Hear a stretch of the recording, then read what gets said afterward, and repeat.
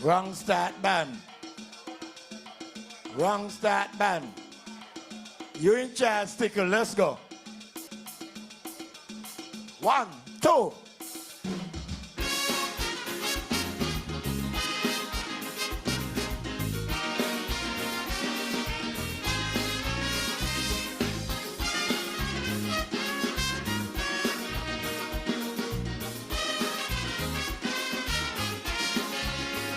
Buenas tardes. Good night.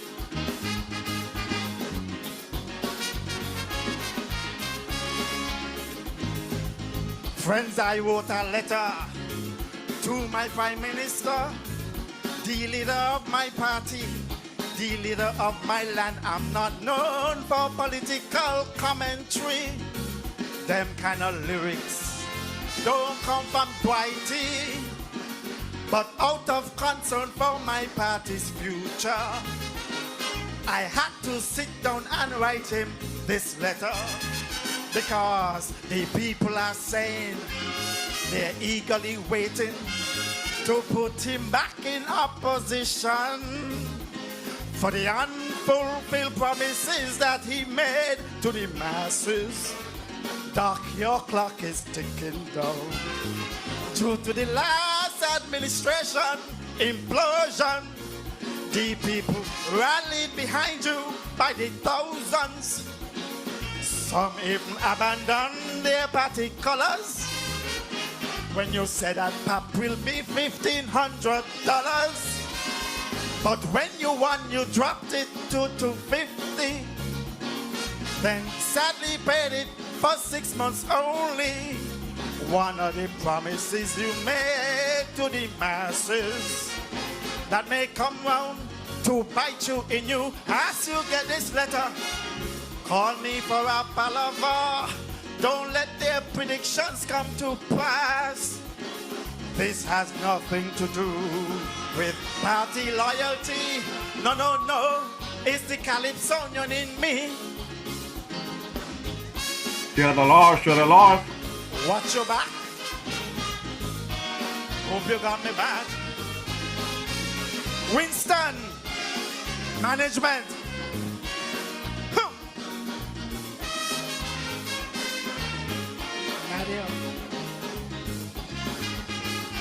Huh.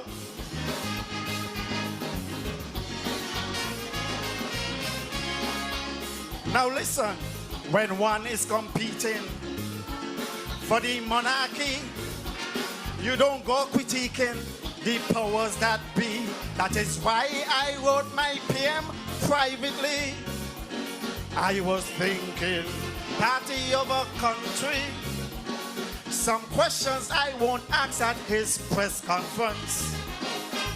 That is why I sought a private audience to ask him what was the compunction just after the election to move to a gated community. And with the high salary increase with just 8 months in office, that gave a black eye to my party. Doc, you promise there will be accountability on the amount of passports sold in the country. You said when you first examined the treasury, you met it full, but then you met it empty. You said we had the best CBI program, yet you scrapped the dividends promised to citizens. All of these promises you made to the masses that may come round to bite you in you as you get this letter. Call me for a palaver. Don't let their predictions come to pass. Oh, this has nothing to do with my party loyalty. No, no, no, just the Calypsonian in me. Share the law, share the law.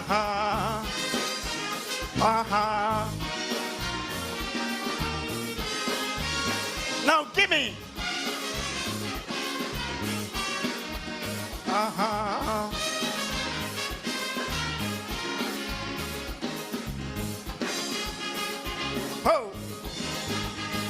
got your back.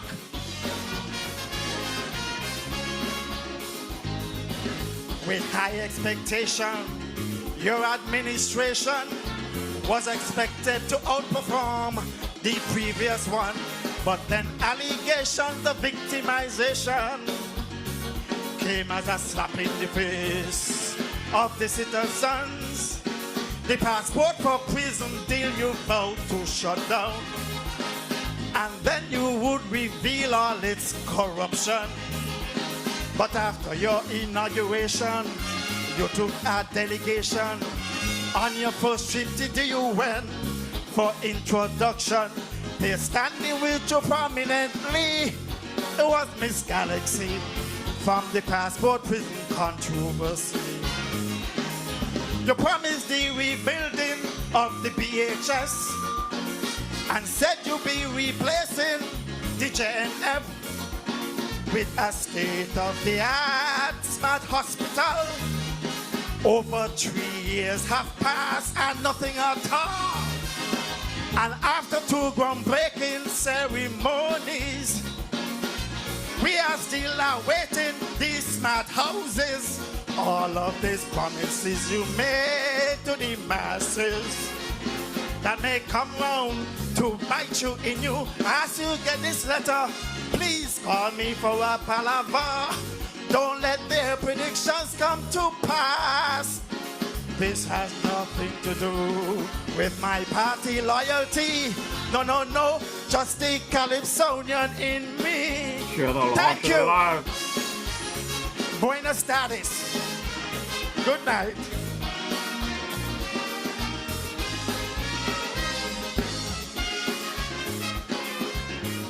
Buenos tardes.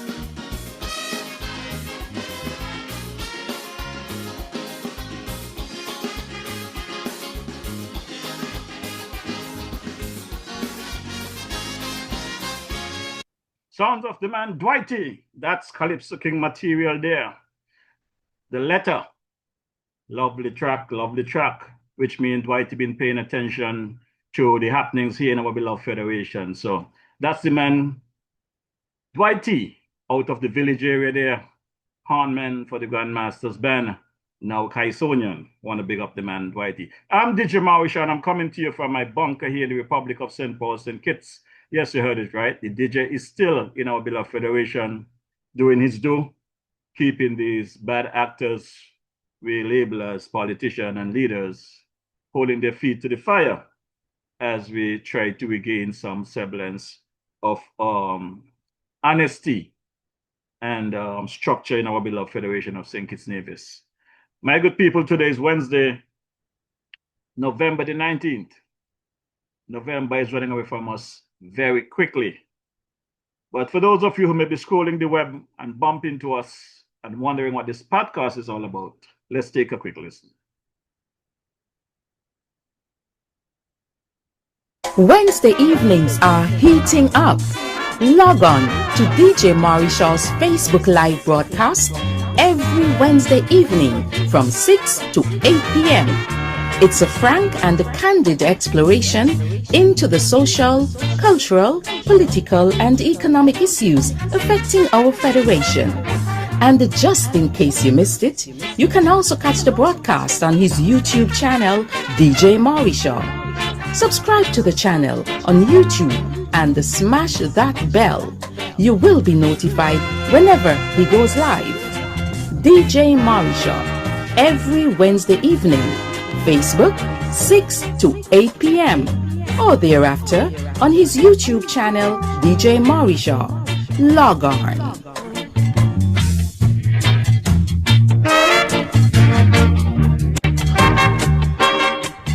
Yes, my good people, DJ Maurice is here each and every Wednesday evening from 6 to 8 p.m., as the ad said. However, due to some difficulties there with our Facebook app, we come a bit early in the afternoon to accommodate the folks at 6 o'clock. So we are live at the moment. And I just want to say to you folks, we'll be having the CEC, the Citizens Empowerment Coalition, will be having its third awareness march this coming Friday, 21st November, downtown Bastille, St. Kitts. So let's take a quick listen to this ad. Let's unite. Citizens and residents of St. Kitts and Nevis, it's your time. Boots on the streets are required. Let's save our country. Get your placards ready. Friday, 21st November, gathering at the West Bus Ferry Terminal on the Bay Road at 3:30. March starts from 4 until 6. For more information, call 660-0195 or email grantavenuegm@gmail.com. So, on Friday 21st November, meet up at the West Bus Ferry Terminal from 3:30, marching from 4, and be a part of the Citizens Empowerment Coalition Awareness March. Rise, citizens, arise, the country is yours, all yours, still yours. Yes, my good people. And this march on Friday, it's going to be a very significant march. It's going to be a march like no other. Whether the DJ is alone or he's joined by other citizens and residents of our beloved Federation. My good people, I gave some updates last week. This podcast actually kicked off on the 8th of November, 2020, while I was in quarantine. Our borders was open on the 31st of October, 2020, after being shut down for months due to the COVID. And the borders was open to international flights as of the 31st of October 2020. The DJ could not wait to come into our beloved Federation. So naturally, the DJ was one of the passengers on flight 318 from Miami to St. Kitts, where we was forced to quarantine at various locations. I happened to quarantine at the Royal St. Kitts, but not before decided to document the experience of my trip from New York to St. Kitts and my 14 days in quarantine.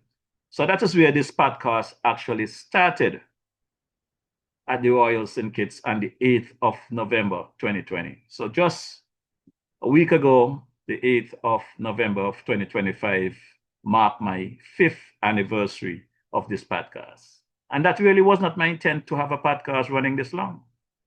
My intention was to use this medium to keep myself occupied, that I don't sit in quarantine for 14 days, driving myself crazy. So interact with the general public, help where I could, give advice, give updates, which went down well, because when I announced that Friday night, the 20th of November, that I was shutting down this podcast, it had done its job, and I'll be leaving quarantine on the 21st, which was the Saturday, November 21st, 2020. The thread lit up, and the viewers, the online viewers, asked me please not to shut down this podcast. They enjoyed the presentation, they enjoyed the information. It was very helpful to a lot of people. And at that time, I appealed to my online viewers and explained to them that the DJ was in the Federation, not working, don't have access to funds, don't have internet at home, and I would not be able to carry a live stream without internet. Well, there were some good people on the stream that night that decided, listen, we're going to ensure that you get internet, and the funds came in for me to get internet put into the bunker. So from then to now, the bunker has been fully operative with internet for this podcast. And I want to thank those online viewers and those individuals that contributed, those folks like Naomi Bratcher that said to me in uncertain terms, DJ, even if I am the only person listening to this podcast, please don't shut it down because you're doing a very good job. I do not know how Naomi feel about me today because we are dealing with a situation where back then, this podcast was dealing with a team unity administration and the misfunction or malfunction or corruption, whatever you want to call it. That is what this podcast really was dealing with. And it have come full circle where we elected a new Labour administration led by Terence Joe. And I am very disappointed in not only Terence Joe, but his entire cabinet. Because no matter what leader you are of any organization, if you have strong people around you, sensible people around you, they will tell you when you're going wrong and to pull back. But everybody is doing their own thing. It seems like it's an administration within an administration. So here we are dealing with not just the bad situation that we had back then under team unity administration, but it's even worse now under a new Labour-led administration. Like most folks have said to me, is that this is not the normal Labour. This is not the Labour Party that they knew I was a part of. This is a different era, and they don't want no more of this. These are Labour people telling me this thing. I was never supporter of any political party. My mission is about St. Kitts Nevis and the people, not political parties. But I think we know, as of now, what have transpired in the last 5 years and where we are today.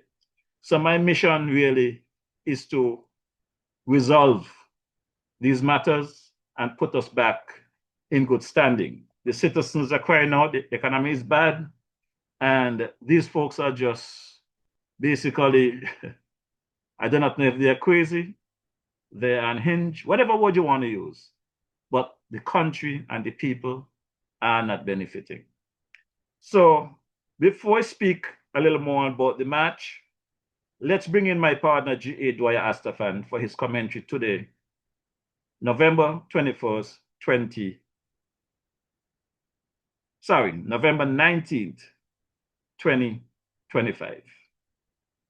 The 21st of November on Friday will actually make 5 years, mark 5 years since Dwyer and I forged a relationship, our friendship.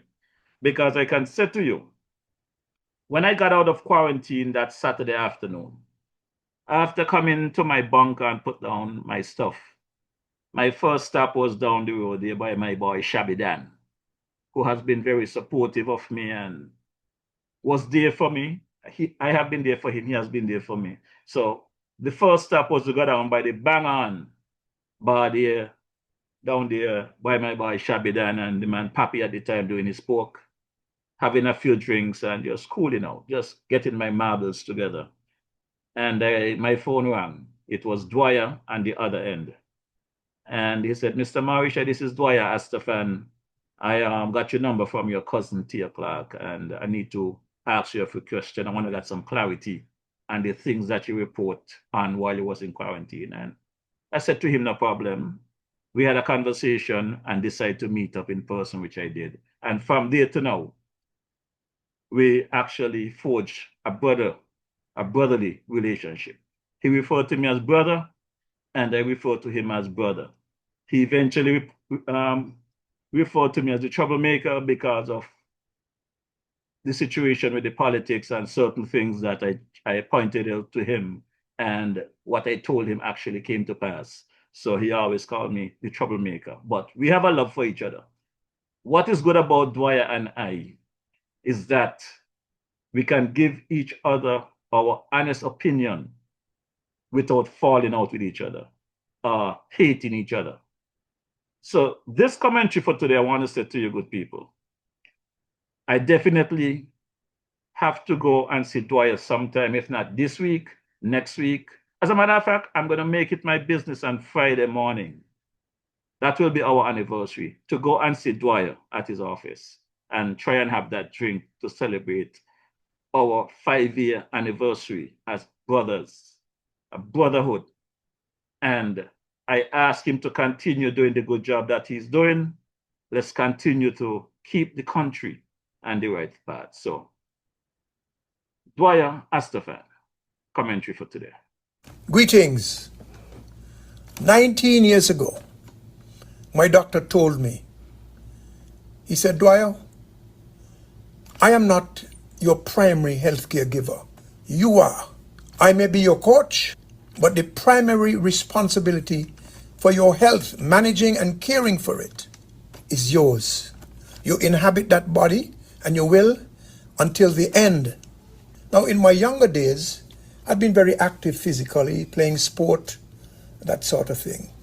But between the ages of 25 and 58, I slacked up quite a bit in terms of my own health. But by the grace of the Almighty, thanks to wise counsel from my doctor, and thanks to a little bit more discipline and willpower on my part, I'm still here, 19 years later. Do you know what caused me back then, in 2006, to run to the doctor and check on my own health? A fatal event. It was the sudden death of my brother, just a year and a half older than I was. If ever I needed a wake-up call, that was it. It was a call for me to be vigilant, responsible, and proactive with regard to my own health and my own well-being. Now, the same way we as individuals need to be vigilant and responsible and proactive with regard to our health and other personal matters, we also have to be vigilant, responsible, and proactive with regard to matters of public interest, because those matters are about all of us, and not just all of us today, but all of us to come, and all of us who were here before, because civilization is our job to preserve and enhance, and it is, if we are careful, a continuum.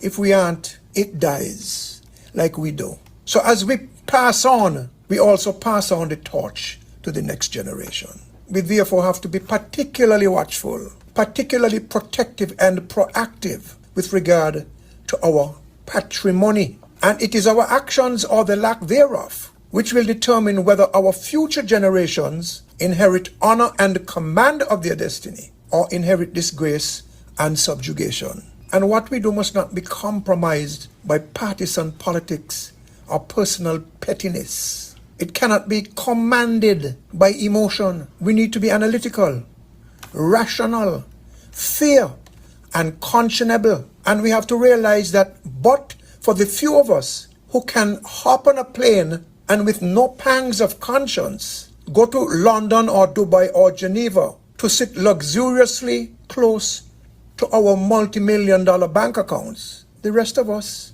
are all in the same boat.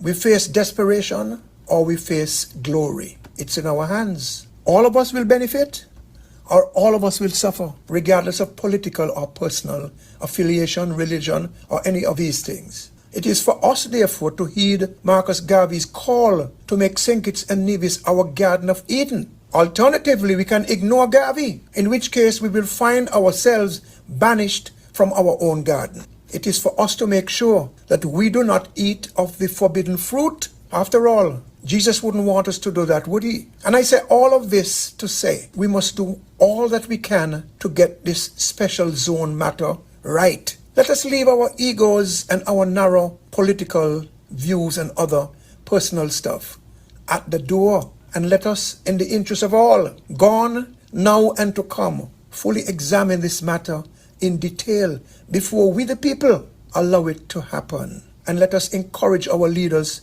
to do right by us. They are human. They want development. But all of the brain power and willpower and goodwill, all of those things, not vested only in their minds and hearts. They represent us. They are less than 20 in number. We are 55,000. And at the same time, while we must encourage them to do the right thing, we must also let them understand in no uncertain terms that there will be consequences if they fail us. And as I say these things, I respectfully call upon persons who are engaging in name calling and referring to questioning and dissenting divisions as being unpatriotic. I want them to desist. I can't force them, but they're not doing themselves any favor by going to the old, worn, tired, unproductive refrain, accusing dissenting and unconvinced Kittians of begrudging Nevis and wanting to keep Nevis down. When people speak like that, they take themselves out of the discussion because they come across as not having anything substantive to contribute to the discussion. They become defensive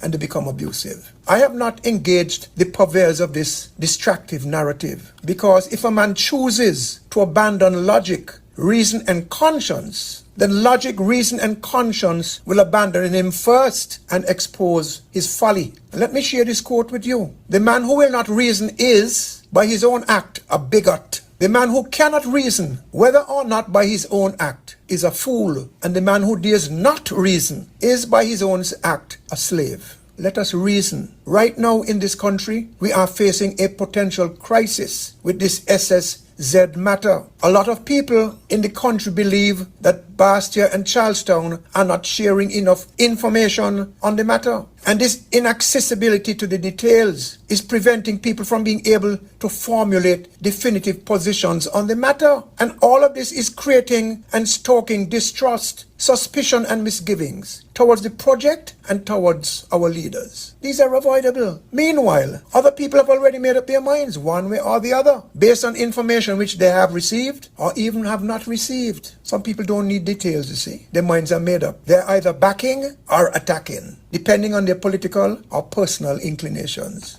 The state of play at present points to a potential crisis. And right now, reading warm on the thermometer of public opinion and continued heating could lead us to an actual crisis. The path of diffusion, excuse me if I'm waxing philosophical, but the path of diffusion is better than the path of confusion. Meanwhile, as I close, allow me to share some random thoughts with you. At a special zone in another country, not too far away from here, a local man who had been employed at a place for 27 years was fired by the new manager. You know why? The manager did not like his haircut, his hairstyle. The man took them to court. He got awarded $29,000 for unfair dismissal. That's all. Now, as I understand the act that was brought before Parliament here recently, a person working in this proposed special zone will not have access to the court of law under the Protection of Employment Act and other related legislation. Second thing for observation,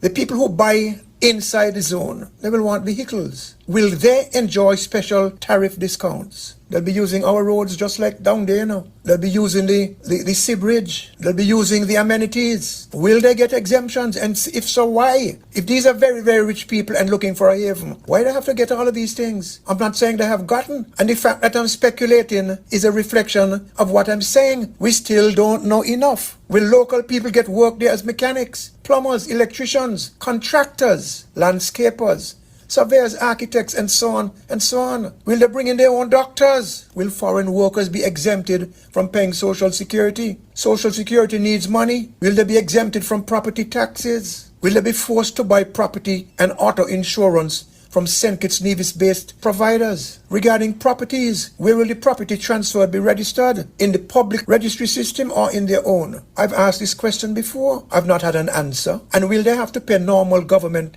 closing fees on these transactions? Will they be made to sign a substantial performance bond?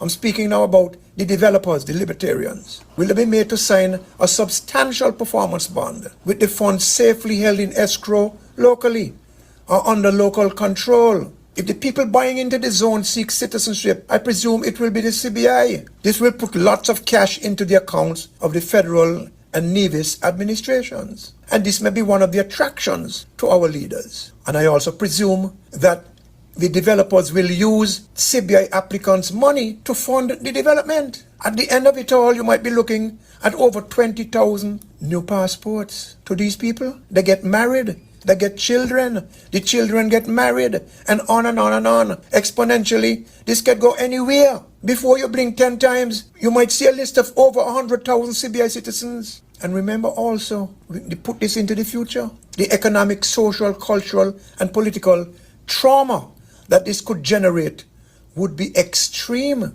And the day even a fraction of these petitions and divisions, which they will become, decide to come home to buy land and so forth, that day would be the day when our people would be cast out of their own Garden of Eden, having eaten by the decision of our leaders and by most of us sitting back and mumbling and murmuring, but not standing up to be counted, having eaten of the forbidden fruit. We are the Traores of the Caribbean. We are the Bratches and the Southwells and the Francis. Because we need money doesn't mean we must give away our patrimony. And speaking of money, what about the dangers of cryptocurrency? What about money laundering? I'm not necessarily connecting the two. What are the safeguards on a project which could be associated with thousands of people and billions of dollars? I've told you all before, St. Kitts and Nevis has for years been and continues to be a rat's nest for money laundering. And one of these days, a list will be published. And when some of you see that list, you will faint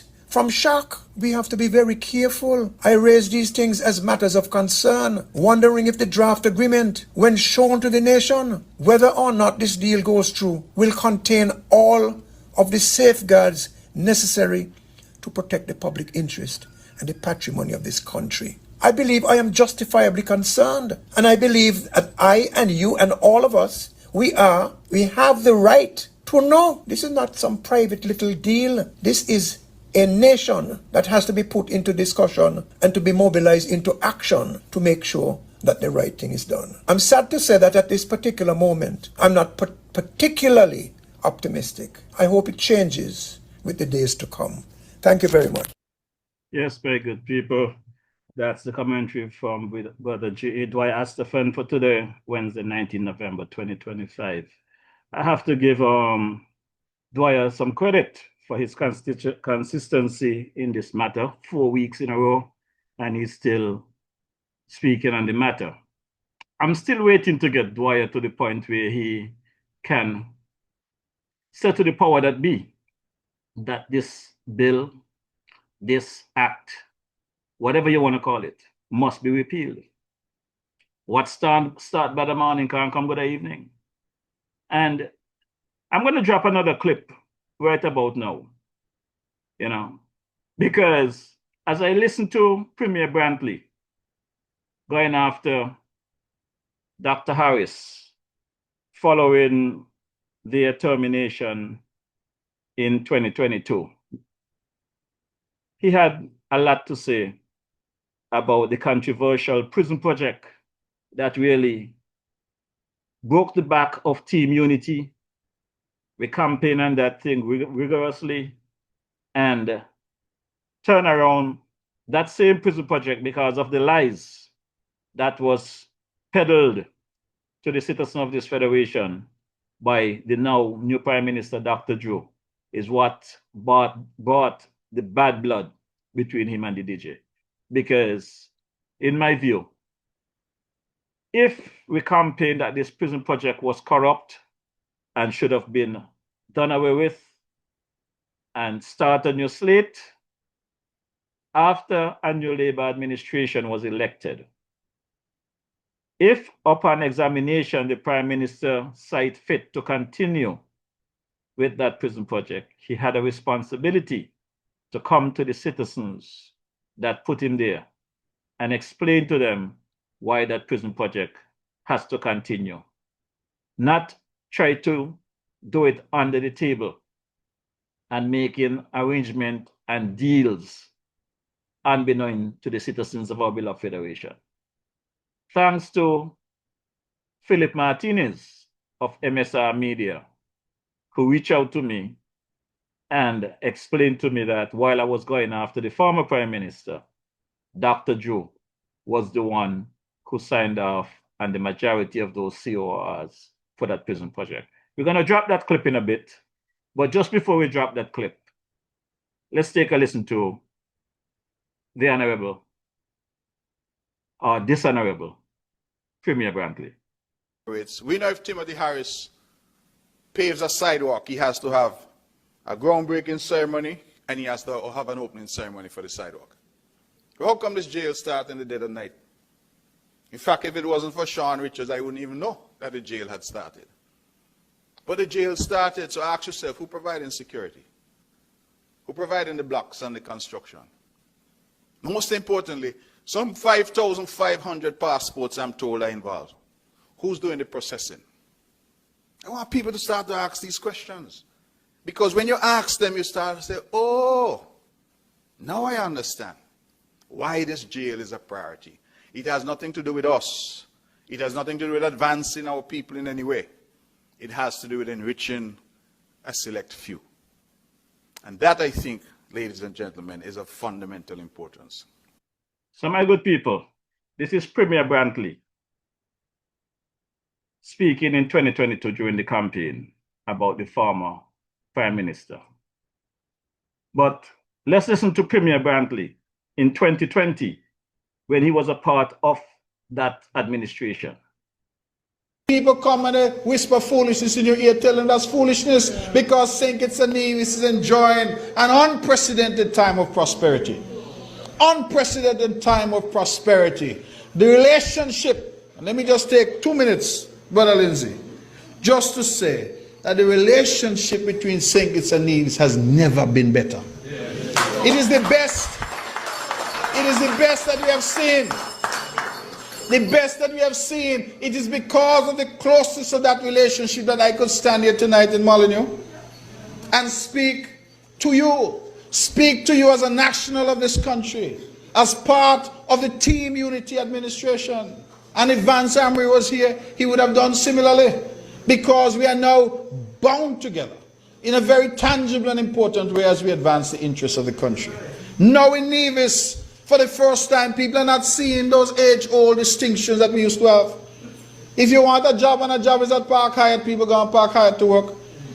Wherever work is in the country, people are saying, I am a national of this country and I'm taking advantage of that. People of St. Kitts are taking advantage of opportunities in Nevis and vice versa. You know why? Ultimately, we are two islands, one paradise. Two islands, but one country. And we need to continue to ensure that all of our people benefit from all that we have to offer as a country. I thank the Honorable Prime Minister. I thank Team Unity and the vision that went into this. I have said so many times, right in St. Kitts, that we come from disparate places and disparate backgrounds. When I was in opposition, another man used to talk as hard to me as Timothy Harris when he talking from over there. Talk hard, I used to afraid him because you know he big. So to come from there to where we are now says to you that we were able to put away those things and come together. Put away those things and come together for the benefit of the people of Nevis. Thank you, God bless. So, my good people, this is how the politicians them function. They go at each other during the campaign. They say whatever they have to say. But when the campaign is over, the politicians them go out to the Marriott or the Park Hyatt or wherever, and they sip their drinks. They shake hands, they get along. While we, the citizens, who are brainwashed, for whatever reason, who are not accustomed to anything, who may get a free ticket to go to a ball, a place on a board, be given some committee, all of a sudden they're above the law and they think they have a responsibility to disrespect their fellow men. Things that was wrong in 2020, things that was wrong in 2022 when we campaigned, all of a sudden, government change, the problem continues and even worse. And the DJ must accept from these people, these individuals, man, no worry about that. That's how politics go. Politics is corrupt. It can't change. That's how the system is. The system is corrupt. Well, my good people, all I'm saying, you know, the DJ is a very straightforward person. If it's morning, it's morning. I am told that from 12 midnight to 11:59 in the morning, that's morning. From 12 midday to 11:59 p.m., that's night. Nobody gonna come pull no wool over my eye to tell me, well, you're Labour, you're from St. Paul's. No matter what is wrong, you should not say nothing, you should stay quiet. That cannot happen. I did not know who Dr. Drew was from Adam. I met him through the 2021, 2022, and you could say from 2020 during the COVID, because when I came in for the first round of quarantine, I had to get my paperwork together to go and get a test to exit. And Dr. Drew did give me a prescription to go over there to the Sands complex to get my swab. So we had some interaction. And the person I met seems to be genuine, very caring, very loving. And I get some blows for Dr. Drew, because upon returning back to New York and campaigning on his behalf for the leadership of the Labour Party, individuals that label him as their friends tell me straight up, you don't know that man. I grew up with him. I live in the same area with him. He ain't no good. He was than Timothy. I took on those people and he on the social media defending that individual, Dr. Drew. What is amazing to me is that following his election, winning his leadership position to be the leader of the Labour Party, he even impressed me more with his interaction with myself and throughout the campaign. After his election again, for months, I continued to monitor, and I said to him privately and publicly on this podcast, on more than one occasion, I get cussed for it because I was told I'm disrespecting the Prime Minister, and I told them, I am not disrespecting the Prime Minister. I am letting the Prime Minister know that I do not know him. I'm just getting to know him. He made certain commitments during his campaign. He made commitment to the people. They presented a manifesto. And I expect you to follow through and do the right thing. Because if you guys get in there and do as much as the same thing as this past Team Unity administration or worse, you're going to be hearing from the DJ. And if I have to come at you, I'll be coming at you harder than how I went after the former administration. Because my grandparents always told me, when your own lies bite you, it bites you hard. I put everything on the line. My livelihood, my life, everything I put on the line to ensure that the Dr. Drew-led Labour administration get into office for the better. The campaign was for the good that we can do. That was the slogan. Get rid of them. Give us an opportunity.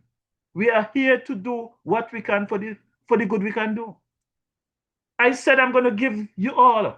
I'm going to give them 2 years. I'm going to observe what is taking place. But after 2 years, it is very clear. Because no matter how much I tell this Prime Minister, please do the right thing. Give me good things to talk about, because this podcast is not going any place. Give me good things to present. Because if I don't get good, I'm going to present whatever I get. Many of you can go back and look at my previous podcast on YouTube. They started off doing some good stuff. I got a cousin here in St. Paul's, we call him Twinkie. Twinkie would call me after each podcast and say, DJ, they're doing too much in too short space of a time. They're going to run out of things to do. I said, Twinkie, there's a lot to do. There's a lot to make up for. So they're going to be okay. So during the campaign, when the Prime Minister said that the stepper, the papa, whatever they was getting $500 a month for, that they're going to increase it to $1,500. Well, Team Unity said they're going to increase it, or the PLP said they're going to increase it to 10, from $500 to $1,000. The labor counter, $1,500. Well, if it's $1,500 a month, as soon as the labor get in there, they cut the PEP or the step, whatever you call it, to the poor people. And there was poor people that wasn't benefiting, that should have benefited, that I was hoping to get an opportunity. They never did. But they did not just cut it. They come back after people crying out and say they're going to give $1,500. How are they going to give you the $1,500? $250 for 6 months. You heard it in this song a while ago. My boy Dwight sang about it. The DJ is not here to cuss the Labour Party or to cuss Dr. Joe. It's to question them about the nonsense that they're doing to poor people, while celebrating and encouraging and helping out the foreign investors and their bank accounts and their few friends. The minority continue to get knocked about, while this individual that is being pampered with taxpayers' dollar and private jet and first class and paid vacation here and paid vacation there, is okay for them. So the DJ must not speak about these things. So we gave up the people that was benefiting of $500 a month, gave up that for the promise of $1,500 a month. What they got? A few got $1,500 total, $250 a month for 6 months. We had other promises. The promise on your BHS. Now, I'm not even going to touch that one in this broadcast, because touching that one is going to take up too much time. So let's deal with my good friend Samal. I'm going to come back to the Prime Minister, but let's deal with my good friend Samal before I forget. Because last week I wanted to deal with this agriculture matter, and because of the direction of the podcast, I didn't want to not finish the last week conversation. So what I did, I pushed it back for this week. So Samal spoke about his skills as an agriculture person and what he's going to do for the people in agriculture. And over the years, I'm hearing the fisher folks crying out. I'm hearing the farmers crying out. But most recently, who has been really feeling it is those individuals that is in the poultry business. You know, those people that provide us with our eggs that we look forward to in the mornings. I got a message sometime back in the early part of the year. And the message was, boy, the situation is dire. The Ministry of Finance owes feed suppliers thousands of dollars, over $500,000. So the Ministry of Agriculture can't order feed. This has been going on since April, and farmers are suffering. The poultry industry especially is hard hit. It doesn't affect people like Grant because they bring in their own containers. It's the small man feeling the squeeze. And I got to give Brother Grant some credit. Over the years that I live in St. Kitts, I remember, though we had our couple of chickens that laid the egg, my grandmother had a bad habit. When the couple fowl lay the egg in the yard, she pick up the egg them. This is for police, this is for police, that, this is for the pastor, this is for this person. So the eggs that the fowl lay in the yard goes to charity. When we now have to buy eggs from Grant when they come to the village. So Grant has been around for some time and they continue to keep the business going. But it didn't stop there. In early November, I get another message. Update.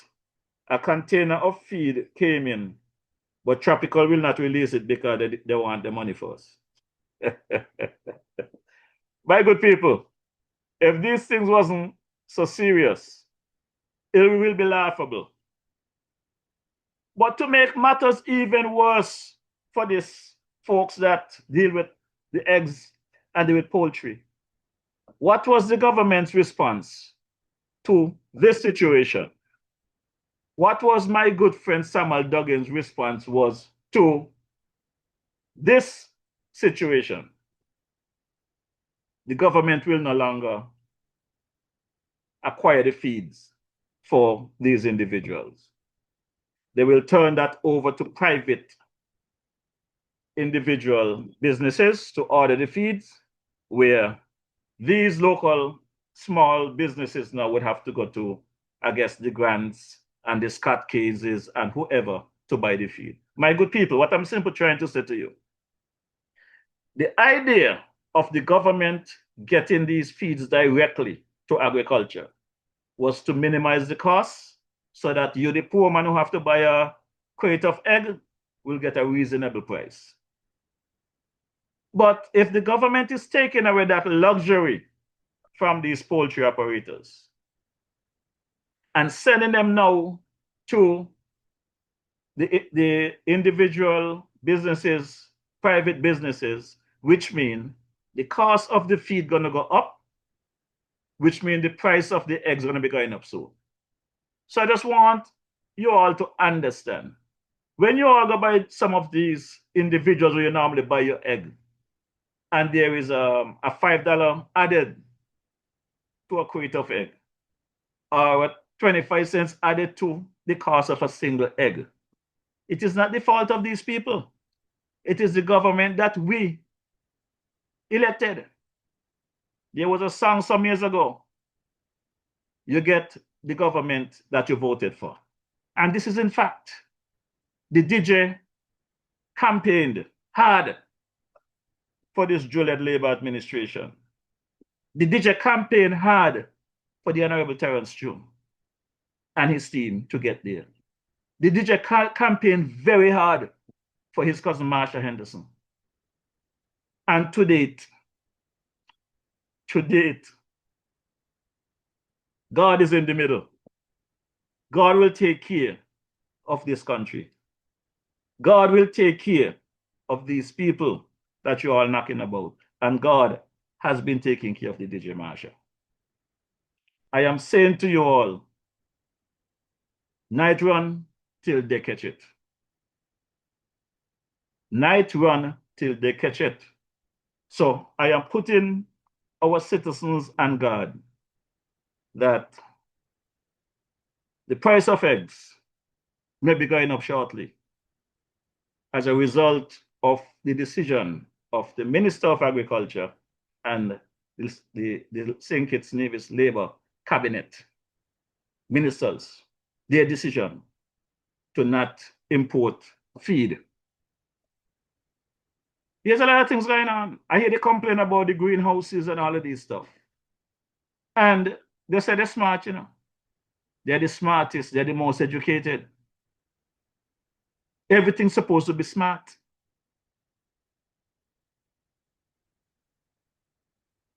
When I listen to our Prime Minister speaking about smart houses, smart hospitals, smart everything, I listen to him and I want to know what's going on in their head. I'm an electrician by trade. There's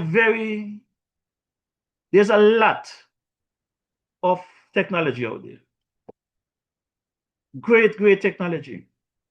I love those kind of things. I don't know if you guys remember when we used to have the clapper and clap off. When it first came out, everybody glad for this clapper and clap off light. They are devices that you can use to make things happen. But what is the definition of smart? We got smart TV.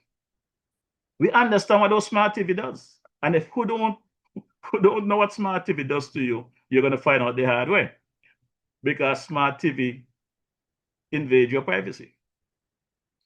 So you got to be very careful with a smart TV in your bedroom. You'll be surprised what a smart TV can do for you.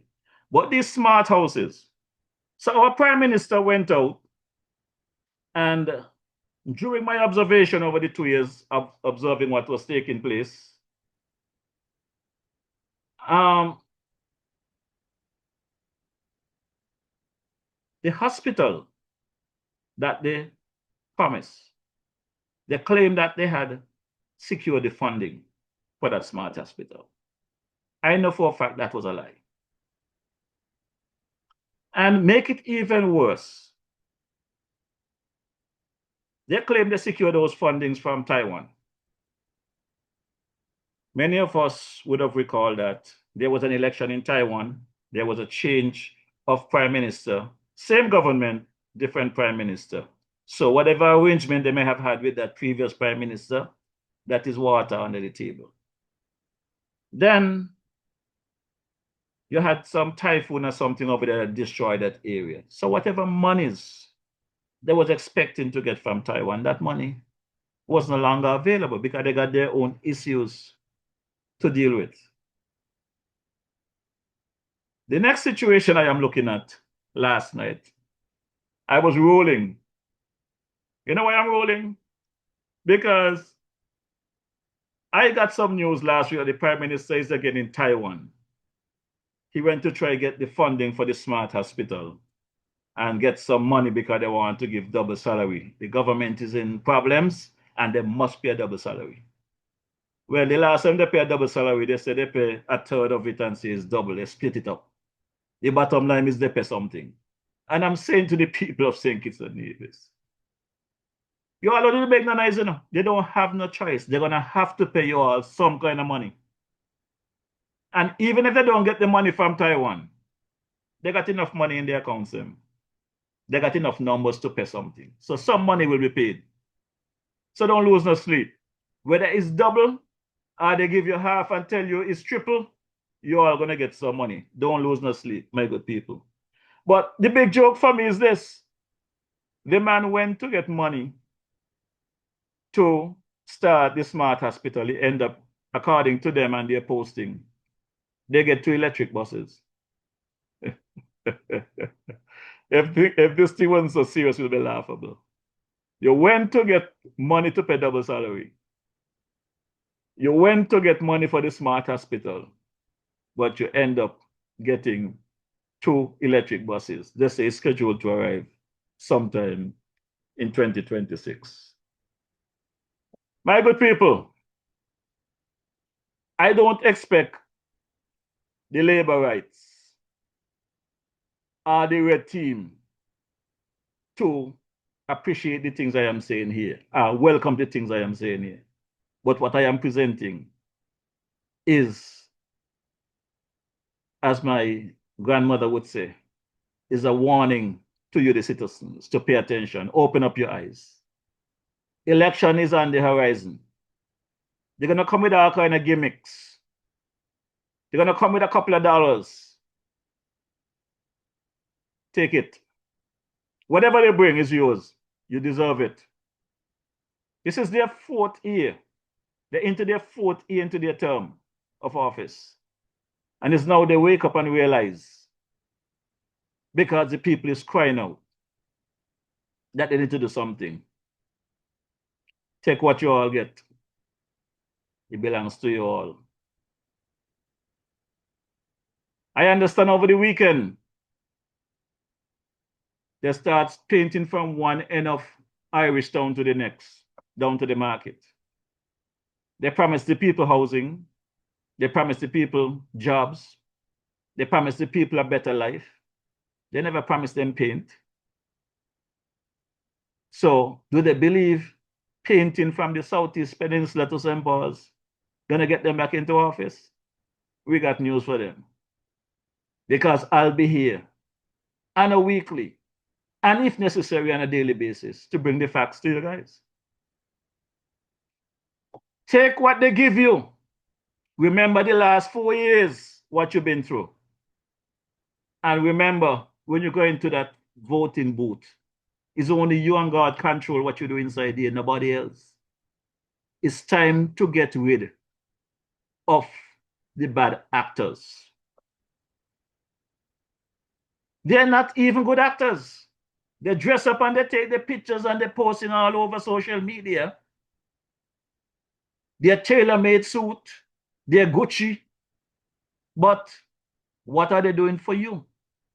With all the paint that they paint from up by the steps there in Irish Town down to the market, did that help any of you economically, financially?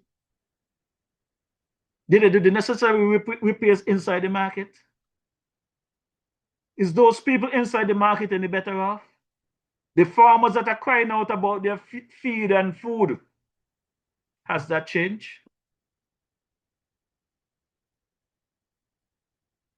The answer to this question is within your own head, within your own action, my good people. We gave them the opportunity. They asked for it. We gave it to them. They have failed. They have failed miserably. I'll be dropping some clips this evening. I'm going to be dropping some clips. And why I have to drop these clips is because I want you to hear them in their own voices. They're not going to say the DJ say. The DJ will comment on those clips.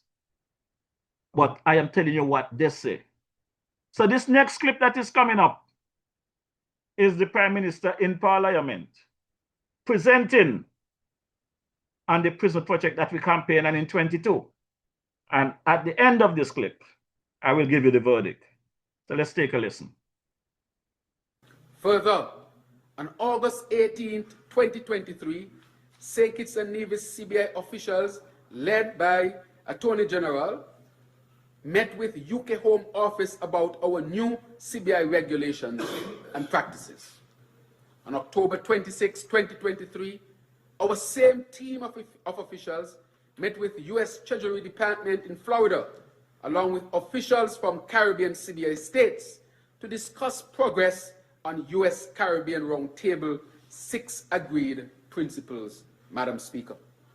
On January 25, 2024, the team met with EU visa officials in Dominica to update them on new regulations and current practices. Madam Speaker, we have maintained constant dialogue and engagement with our international partners. However, we knew that the prison project had contributed to over 20,000 new citizenships being granted in a short period of time, Madam Speaker. This is the travesty. The travesty in all of this, Madam Speaker. 20,000, Madam Speaker, citizenships, over 20,000 to 25,000 new citizenships being granted in a short period of time. Madam Speaker, let's pause for a moment on that. How can anyone grant 25,000 citizenships for a prison? 25,000 based on the new census, and the Minister of Sustainability is here, Senator Honorable Dr. Joya Clark, that we are about 53,000 residents here in St. Kitts and Nevis, both citizens and residents. 53,000, Madam Speaker.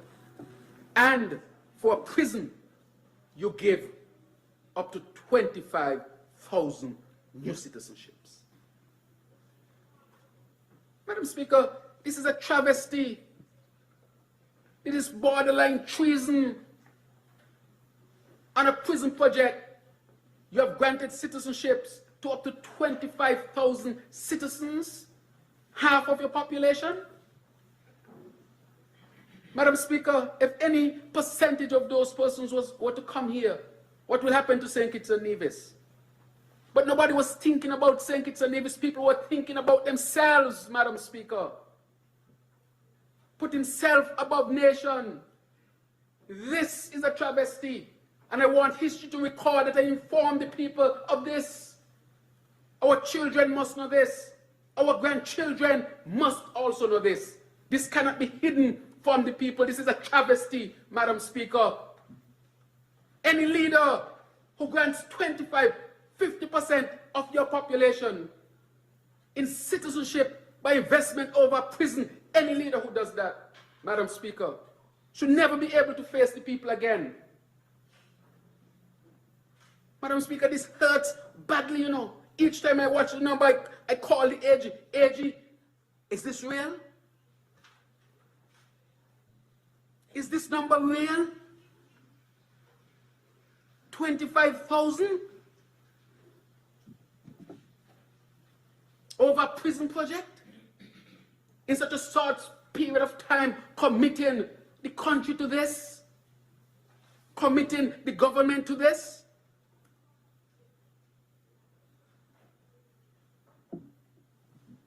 Madam Speaker, every citizen should be outraged by this. This was totally unnecessary. Our country should not have been subjected to this risk, Madam Speaker, with this high number of citizenships over prison. My good people, that particular clip, that clip is what created the misunderstanding between the Prime Minister and myself. Because while playing that clip, I basically went after the former Prime Minister, Dr. Harris, based on that presentation by the Prime Minister in Parliament. And I must say, I agree with him. Anybody that sell out the country like that should never again face this country for re-election. As a matter of fact, they should be charged with treason. Now, while I played that clip and I was giving my comments on that particular clip, I received a message from a gentleman by the name of Philip Martinez of MSR Media. As many folks know that my number, it's on the top of my feed. You can get it from there. However, he got that number from someone.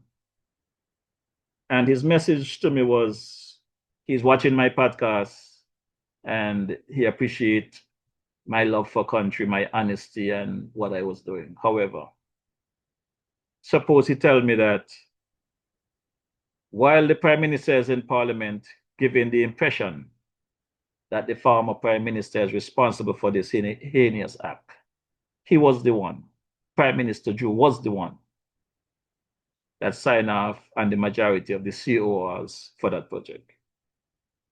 Well, naturally, I told him, well, if that is the case, I will deal with it appropriately, provide the documents, provide the facts, which eventually he did. And I did my investigation to verify. And I challenged the Prime Minister on this.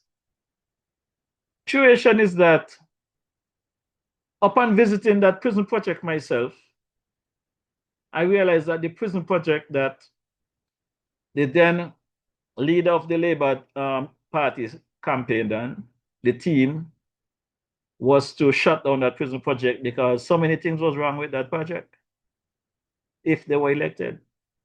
Only to find out I could give them this much.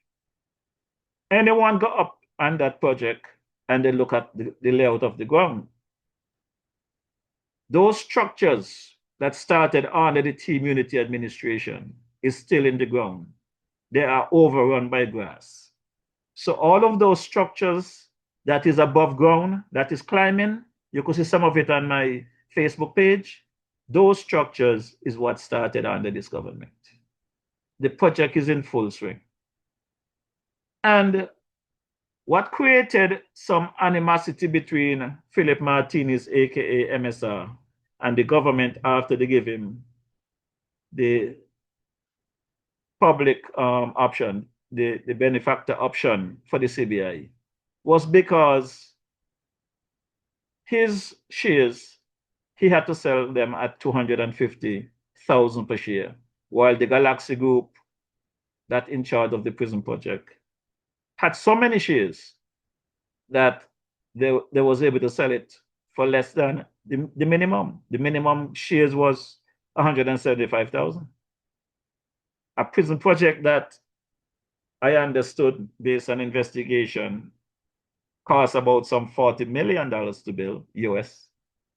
They was given the equivalent of over 900 million US dollars in shares. And to date, we still cannot get a straight answer from this prime minister who promised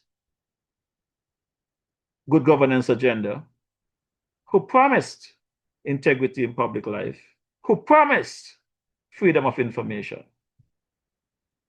And to every time they lies come back to bite them. Because guess what? While the prime minister denied knowing anything about the underselling, I am here to say that he's lying. I listened to Dwyer saying it to him during the campaign of 2022. Premier Brantley spoke about it on his campaign. I have played several clips with that.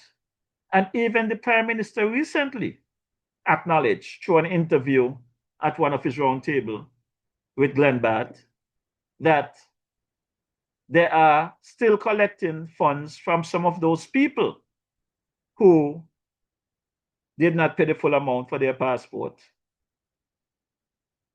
through some files that was presented to the courts via the lawsuit by MSR Media. Some 185 files were investigated and turned out that some people was underpaid. Some agreed to pay the difference. Some are still there to investigate. And some people, citizenship was revoked. These are all public knowledge. It was reported by SKNIS. So all of these scams that this Labour administration has been giving us, my good people, I'm not here cussing Labour. I'm not here cussing Prime Minister Joe. I am here telling the Prime Minister to come clean. If you get a car to drive and you cannot drive the car, park the car. If you don't park the car, you're going to run all of us over a cliff. So let's take a quick listen to Glenn Batt and the Prime Minister interaction here. Individuals and families who access St. Kitts and Nevis citizenship under the controversial Galaxy-promoted prison project started under a previous government administration are still being allowed to bring their citizenship to legal status by paying the required amounts under the current government led by Prime Minister Dr. Terence Drew. Questioned on the matter during his most recent roundtable with the news media, Prime Minister Drew said he didn't have the statistical information, but the process was still continuing, inclusive of due diligence procedures. On the Galaxy, I don't have the numbers with me, but people continue to pay because if your due diligence is clean, and we backcheck a lot of the due diligence, our next thing is to make sure that you pay the amount. You haven't paid the amount, to maintain your citizenship, you have to make sure you are given the opportunity to correct that wrong as an individual, as a family. If you don't correct it, then you lose it. Simple as that. And to say to those who are now coming, please follow the law. That is all we're saying, unless you were advised otherwise. But the advice will always be to follow the law. So that is where we are with the Galaxy matter, and we continue. And anybody who has any evidence that anybody would have violated our CBI laws, as in any other law in St. Kitts and Nevis, that we would take the necessary actions to be taken. The prison project was being developed under the public good option of the Citizenship by Investment program.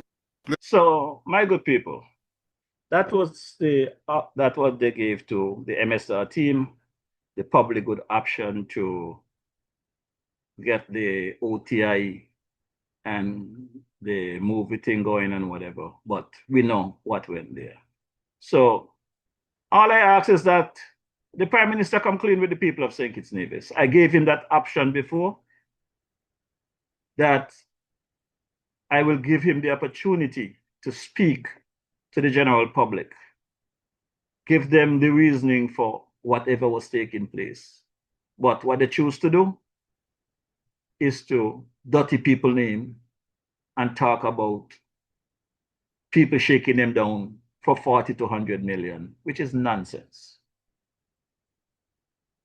I don't believe in reinventing the wheel. So this matter and the 2,400 homes, I think my boy Ian Patches Libod represented that segment well. So I'll drop this clip with my boy Ian Patches Libod delivering this message. Useful in small things. What about big things? The Parliament passed a resolution to guarantee US $10 million on behalf of the National Housing Corporation for the construction of 2,400 houses. My Straight Talk family, they passed this resolution in the Parliament.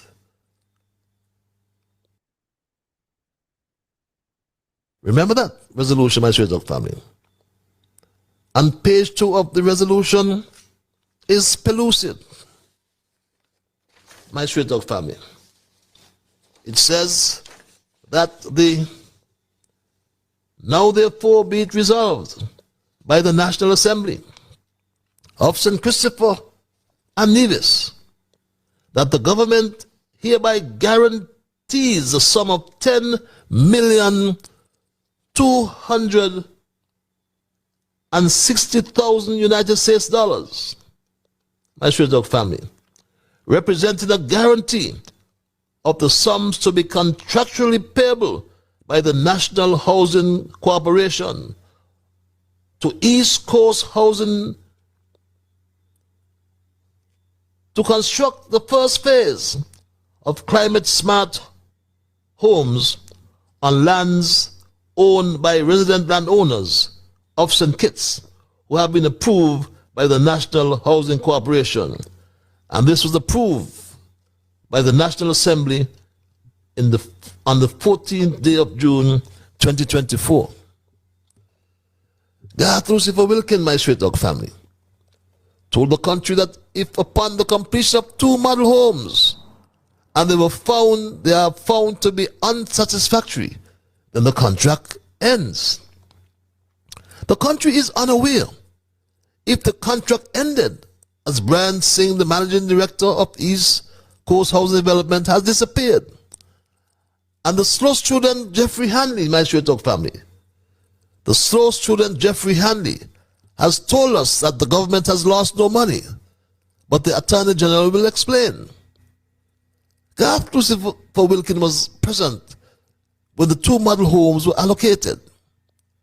Straight Talk therefore asks the Attorney General Garth Lucifer Wilkin these simple questions. 1. Was the contract with East Coast Housing Development ended by government? And we know a contract was signed. The slow student told us this about the contract.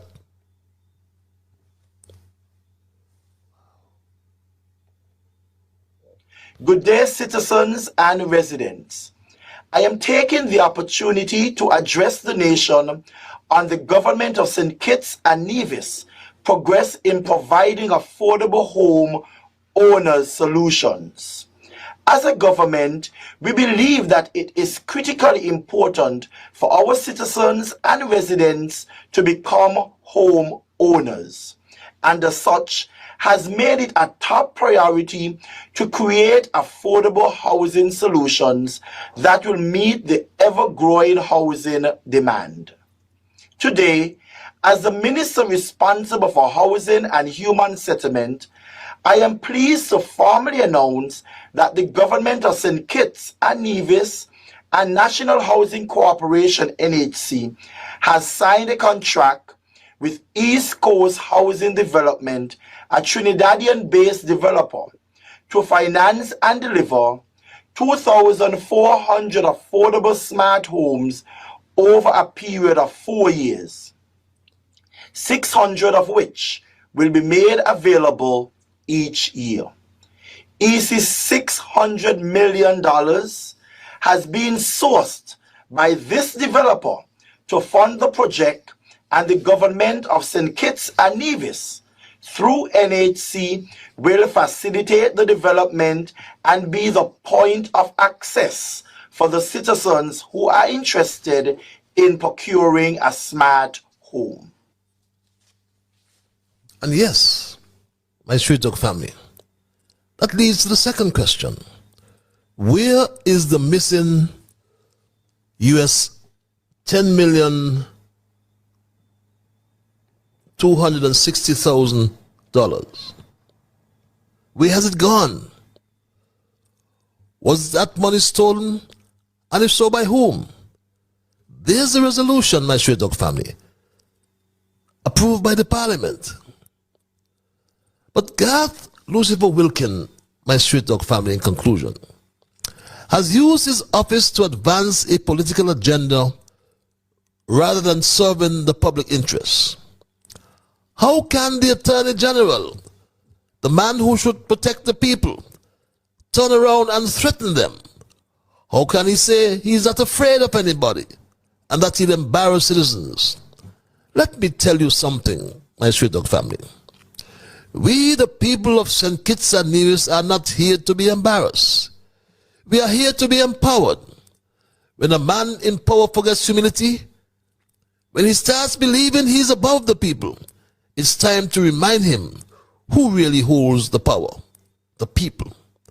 The people. The people hold the power. We did not elect bullies. We elected servants of the people. We didn't vote for arrogance. We voted for accountability. We did not choose intimidation. We chose integrity. So tonight, I call for action. Real action. First, the Prime Minister must stop turning a blind eye and launch an independent investigation into the conduct of this Attorney General. Second, if the evidence confirms what the courts and the people already know, then he must go. Let the crowd say it with me. He must go. He must go. Garth Lucifer Wilkin must go. And thirdly, Parliament must strengthen our laws so that never again can any Attorney General or any minister feel untouchable.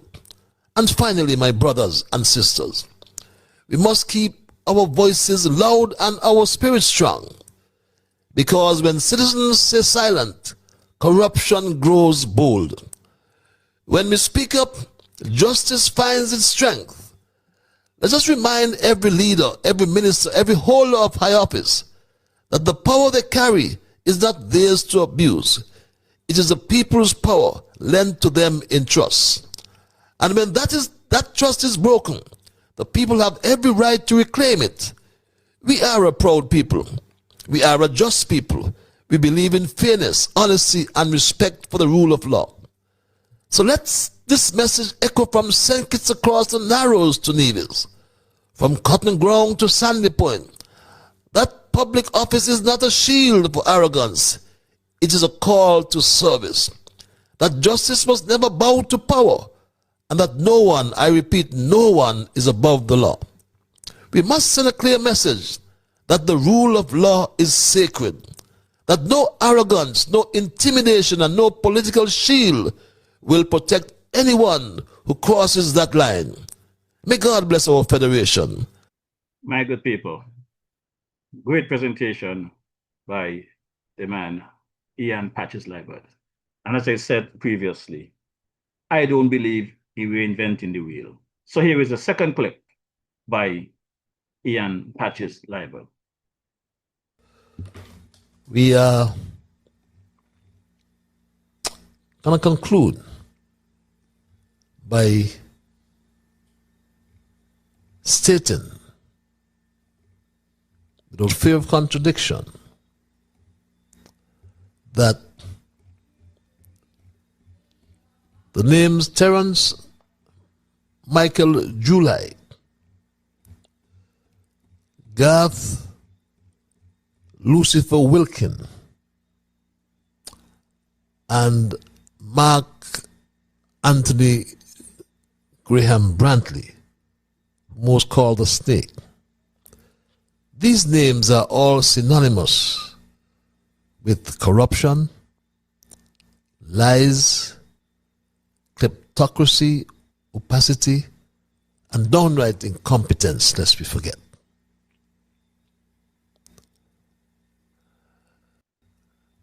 My Straight Dog family, Garth Lucifer Wilkin told a blatant lie on the Bar Association, for example. He said this. Before taking this position, I was president of the bar. I met with the president of the bar when I took office, and we had a discussion about bills, and I told the president of the bar that every bill that is going to be tabled in Parliament is going to be published by the government, and if the Bar Association wishes to comment, they can write to me. As former president, I have an open line. The president now is my classmate. We spent 5 years in law school together. When I was president, I set up the legislative committee of the bar. So when we met, I said, if any bill that you want to have any input on, between first reading and second reading, send me an email, send me the comments, and we will discuss that. We're 83 bills later. I want the town hall to guess how many times I've received an email from the bar commenting on the 83 bills that have been passed. That is not an indictment on the bar. That's probably a shake hand to say you're doing good stuff. But there's an indictment upon you, Lucifer. Because since your blatant lie, the Bar Association has published a letter written to you debunking this blatant lie and further calling for the repeal of the legislation. The letter from the Bar Association in parts read, address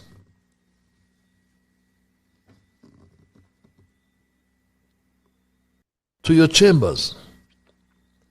The Special Sustainability Zone Administration Bill 2025 was enacted and passed and gazetted without engagement with the association at any stage. And that's in bold. Members have raised concerns about the legislation, and as such, the Bar Association will continue to engage its members further on this matter. As the matter is of national concern and significant apprehensions and issues have been raised, it is humbly recommended that the Attorney General should remain open to reconsidering and or revising the legislation so as to strengthen its integrity and sustainability. And that's an excerpt from the bar. Well, if Lucifer can lie on small things, imagine how he deals with big things. We know that Lucifer committed a criminal offense. A judge from the Eastern Caribbean High Court opined that. We know he should have been jailed except for the reason or the fact that he's a Wilkin. The snake Mark Brantley, on the other hand, must stand to benefit immensely from his wife Sharon Mama Brantley's strategical positioning between the developer and the landowners in Nevis. My wife, he revealed with a sense of pride. My wife is the go-between, he said. Developer is a company, as I believe it's called South Nevis Limited, and that company is working with my wife. So she's acting as a go-between between her client, who's the developer, and landowners, and asking if they're minded to sell their land. What else we need to know? Besides the fact that Mama Brantley, Sharon Mama Brantley, we are told, conducts her interviews with landowners in the conference room of her husband's law firm, Daniel Brantley. Well, how much more incestuous can this get, my straight dog family? But the way forward, restoring stability and trust, requires decisive leadership and genuine reform.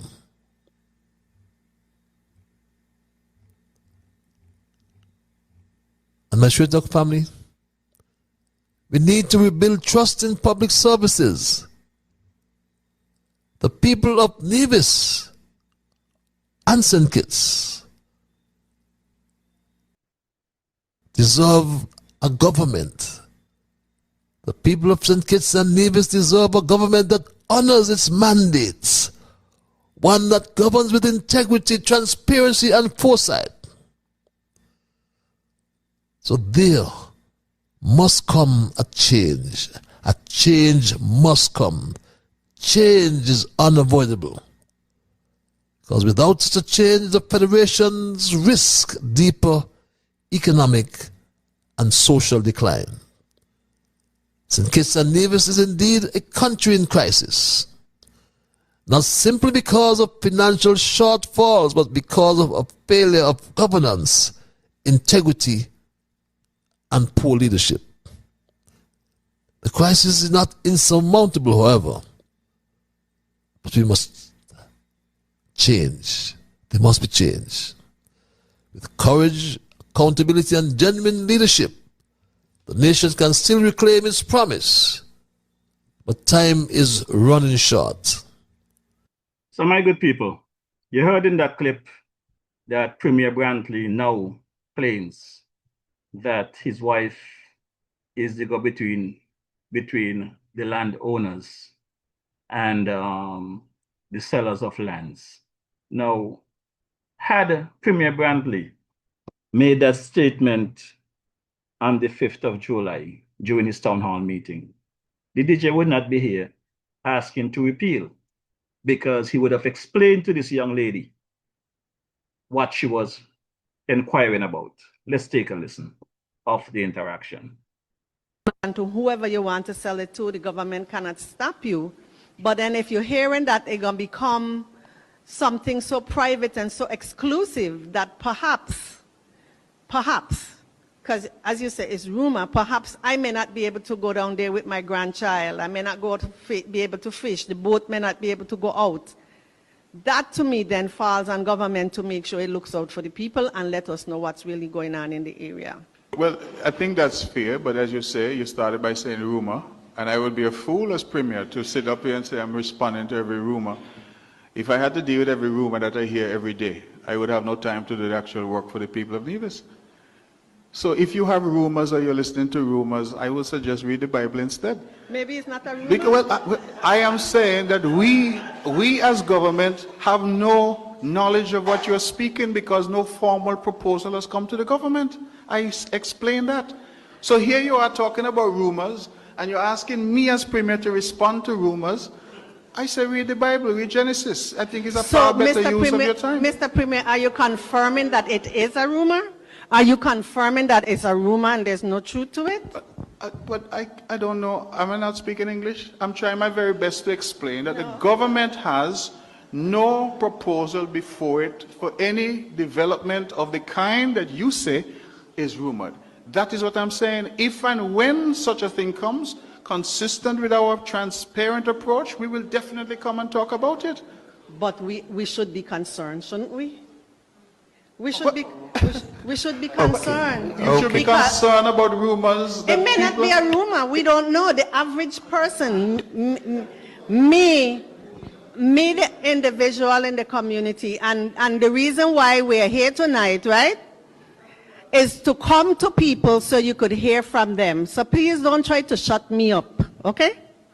I have a right to speak as a Nivision. I have a right to speak as a Gingerlander. I live in this community, so please calm. Miss Basley. My name is not Miss Bazzi. My name is Carlin Lawrence. Carlin Lawrence. Okay, Miss Bazzi works at Neville. We're scheduled to stop at 9 o'clock. What I am asking for Mr. Scarborough is the Premier. I have to ask here because the average person don't know. We're hearing it. It could be a rumor and it may not be a rumor. And since we want to play games with words, since the real estate agency, right, that is being said to be dealing with the developer is Mrs. Brantley's agency, then I have to ask. Mrs. Lawrence, if that is some attempt to drag Mrs. Brantley's real estate agency, as you're saying, to your rumor mongering, then I ask you to desist. Miss Lawrence, hear me out. You asked a question. You have come to the town hall meeting. You have premised a whole debate tonight on some rumor that you say you have been hearing. I don't know how am I supposed to respond to that. I respond to facts. I respond to situations that we are aware of that are on the ground. I said to you that the government has had no formal proposal setting out any project of the kind that you've described. But that wasn't my question. I've said that 3 times. And every time I've told you that you're going back to say what you hear, your rumor, what you hear. I didn't ask if the government had a proposal before it, I asked to please explain to the people or to shed some light on what we are hearing. But how can I shed light on what you are hearing? So you don't know? I don't even know where you're hearing it from. Okay, you don't know, and it's unfortunate, Mr. Premier, that you don't know as the leader of the island. Could you give somebody else the mic, please, You Ms. should Lawrence? know as We something would have as heard what you had to serious. say, Ms. Lawrence. Mr. Scarborough, Please, something give somebody as- else the mic. Mr. Scarborough, this is a democratic island, we say, right? You don't have to agree with me. Yes, sir. Yes, sir. You have commandeered the mic on the basis of a rumor that you have heard. I don't even know. Is your neighbors give you the rumor? You heard it on radio? Where did the rumor come from? We know. I ain't even trying to let you lead me down the road, But because all of us know where party comes from. We have a town hall where the government is seeking to engage with the public. You have insisted on engaging us all night on the basis of what you describe. Mr. Brantley, You describe as rumors. I'm asking if there's any truth to it, because you should know. You're saying there's no proposal before government for development in the area. Yes. I accept that. Okay. But then you should know what is happening or what is said to be happening, and then you should be able to shed some light on what is going on. So I was only asking in the interest of the people that to make sure that we are not cut off from being able to use the Atlantic coast, right? And who is offended, I owe no apology to, So, right? Ms. Lawrence, it's not about people. I want to know because I want to be able to use the shoreline, so Okay, I'm asking. And if there is any development that we need to engage in with the public, we will. I have been trying to answer you all night, and no matter how I try to answer, you keep coming back to what you hear. Okay. What you've been hearing. I am not in the same circles as you. I don't know what you're hearing. My I can only conclusion. respond to what we know as government that has been presented to us, and that is what I can speak to. So if, again, I say, I were to speak to every rumor that this island generates, I would have no time to actually do work. I understand and I agree. The conclusion to your response then, sir, is that you don't know what is happening and you don't know anything about what could be happening in that area. Thank you. So, my good people, if you listen to that back and forth between Ms. Lawrence, Premier Brantley, and Mr. Keith Scarborough, aka this and that, you would hear him denying knowing anything about that SSZ over there on the south coast of Nevis. But it didn't take long for them to come with a bill on the 31st of July, presenting for its first reading by the Prime Minister in the federal parliament. Why couldn't he just acknowledge that what he said weeks after? Yes, there are some folks that trying to do a project here. My wife is the representative and they're trying to buy lands. If there was nothing criminal about it, why hide it? As long as they're hiding it, there's something missing from that picture. And then the Queen This and That came last week on his podcast representing Shiman, giving everybody names, calling them Barabbas. But again, I don't like to reinvent the wheel. So let's hear what Ian Patches Liebert had to say to the Queen. The Nevis Calypsonian, this and that. A disastrous failed CCM political candidate made himself a real fool on his weekly government at work program when he read a speech orchestrated by the Premier condemning Sam Condor, Timothy Harris, McMahon, Patches, Marishaw, Dwyer, and others for their robust opposition to the SSZ Act, articulating that they were haters and enemies of Nevis and were against the progress and development of Nevis. What nonsense these two fools are saying. It was most laughable when he said in the said speech, Brantley and this and that referred to the above listed names as Barabbases and Mark Brantley as Jesus Christ. Someone said that Brantley would be better referred to as Judas, as that is exactly what he is in name and nature. But for them to blaspheme and sacrilegiously juxtapose Brantley to Jesus is unmanageable, egregious, and is. Okay. As the clip continues from Straight Talk, let me drop another one. These emails, there are many things I admire the DJ for. As an activist and recently a journalist, he is not afraid to ask the hard questions from any political figure.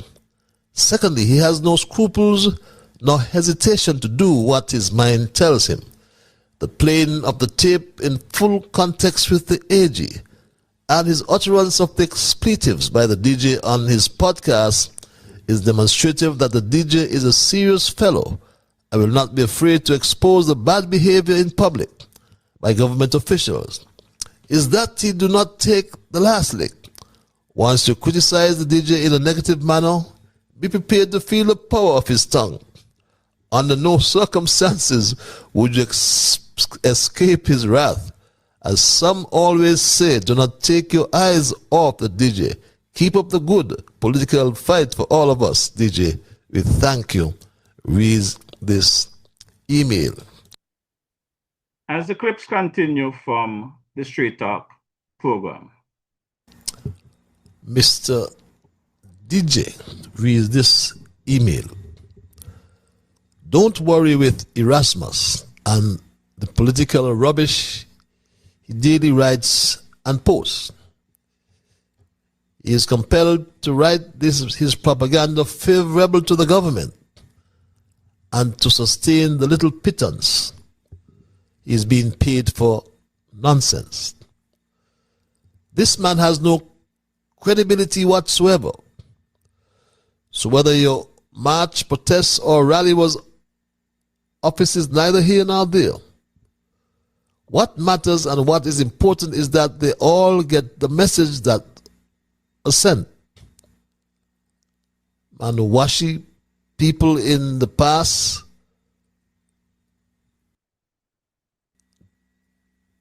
have carried out a one-man's march and protest in this country. Example, Washi, DuPont, Bacolito, and Dr. Jew himself, some of whom were called to the office of Prime Minister Douglas, and Douglas tried to settle matters with them. So Rasmus, what are you saying? What you are saying does not make sense, beg your pardon. You recall that you lied on the U.S. government after stating that the U.S. had instructed Douglas Labour government to abstract the date of birth from the passport. And immediately after the embassy in Barbados called the radio station and denounced and refuted Erasmus's lies. He shamefully had to admit that he had lied on the US. So DJ, don't pay that puppy show no mind.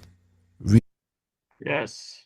Now we're going to move on to a clip here from Freedom FM. And this clip was pulled from the Freedom FM wall. And I think was one of the most truthful presentation coming out of my cousin there, Dr. Martin, Sam Kanda, and Jamie some months back in regards to the current administration. So let's take a listen to the conversation for yourselves. I think we have a people who are paying attention. In those comments, most of the comments, people are paying attention to the ebb and flow of the political arena, because that's where the leaders, the political leaders, come from. And I firmly believe, and I'm open to be challenged, that the days of the loyal section, the must win, must vote for me, those days are diminishing. Yep. They're gone. Yep. Well, that's right. That's right. Well, the electorate has changed. I could have argued up until the 1990s that both PAM and Labour had a 40%, 30%, 40% loyal following. I don't see that anymore, and that in the electorate, in the body of the electorate, there is a 60-70% whose vote has to be sought. Notice I didn't say bought. Sought. And so this both the political party gets support when they deserve it. And I forgot the author of this. Another person we don't said know that to be a fact because Trump won. Well, he won fairly. We don't know if he deserved it. He won fairly. The elections are won and lost by people who show up to vote, and he got his people out. Elections have consequences. And so the persons who have this must-win mentality in their head, I wish to have a conversation with them, because I don't accept that there's any must-win anyway. We have to fight. And the politicians have to do the work. Have to fight. They have, and there are well, apart from maybe constituency 6, there are no safe seats in St. Kitts and Nevis. Well, let me not speak for Nevis, but there are no safe seats in St. Kitts anymore. Yeah, man. Which one? 6 and 3. Yeah, that's what I said. 3? Oh, yeah.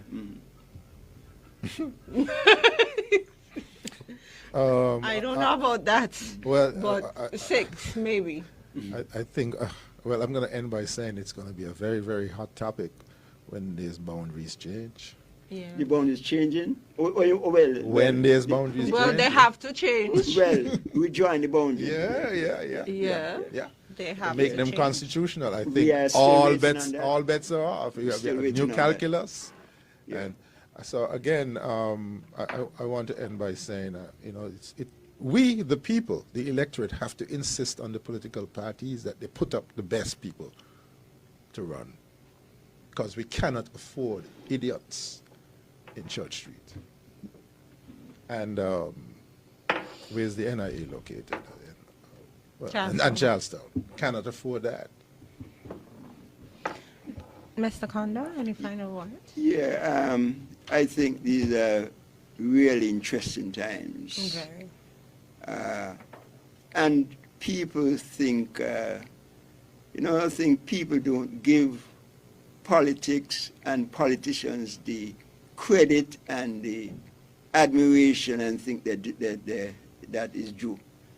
I say that this is something that I enjoy doing and will do it again. You would? I would do it again. He has not thrown in the towel, that's what he said. I will do it. Not now, not that. No, I understand. I understand. In a new life, I don't know what Dr. Martin was trying to do, but I understood what you meant. That's it. And this is an honorable thing. This is a good thing. And people have to learn to to the friendship between service to the people and parasites. I mean, do we have a lot of parasites in politics? I always saying that the most sacred duty of a citizen is to vote.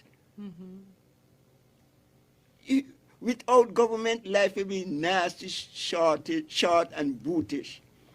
But you know, I can.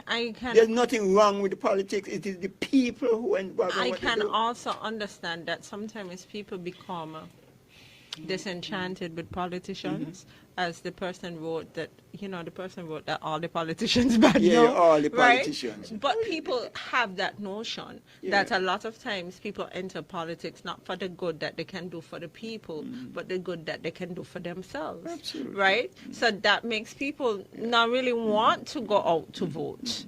So it is the politician's job and the job of conversations such as these to educate people about the importance of making the right decision. You know something, and we're talking about the resignation. We're still speaking on the...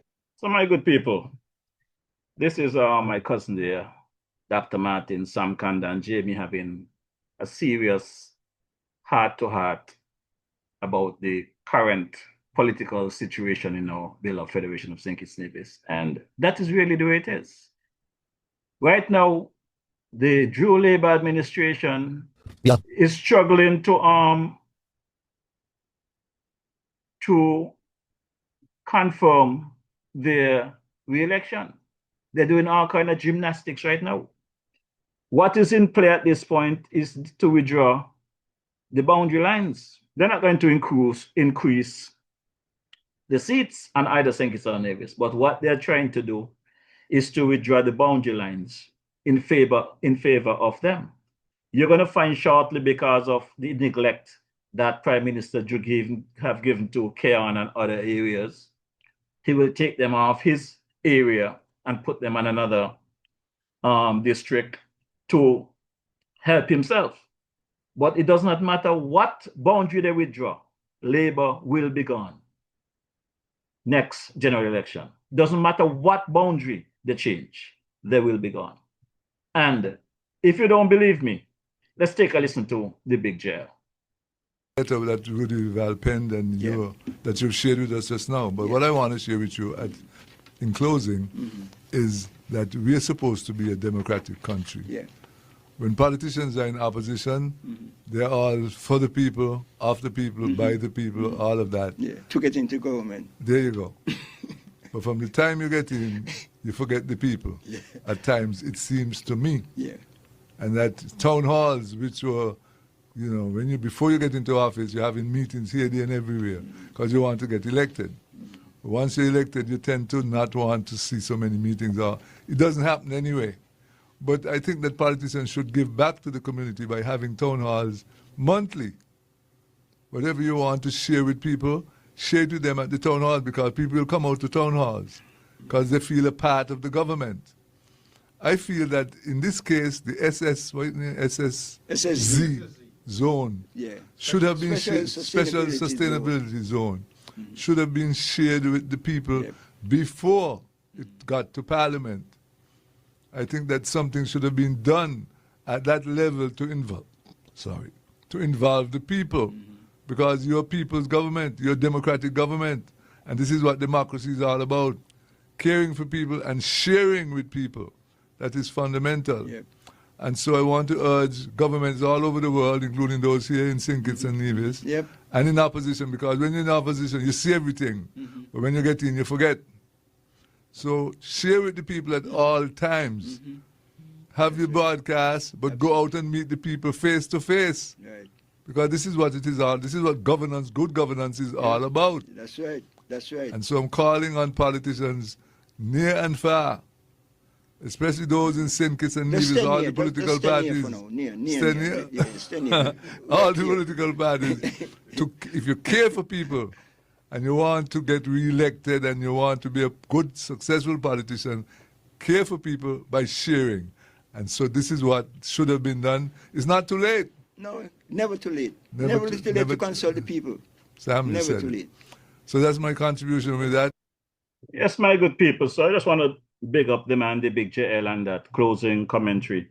And I want to take this opportunity to acknowledge the green team over there at Nevis, the NRP leadership, the Honorable Dr. Janice Daniel Hodge, Deputy Leader Patricia Bartlett, Chairman Carlisle Powell, and the entire team. Also want to highlight the man Kelvin Daly, the man there, Brother Tulu, Hensley Daniel, and the team that is fighting the fight there at Nevis. Since this matter started back in July with this SSZ, when Colin Lawrence broke the news, spilled the beans, as they would say, I have always got down on the NRP team about being proactive.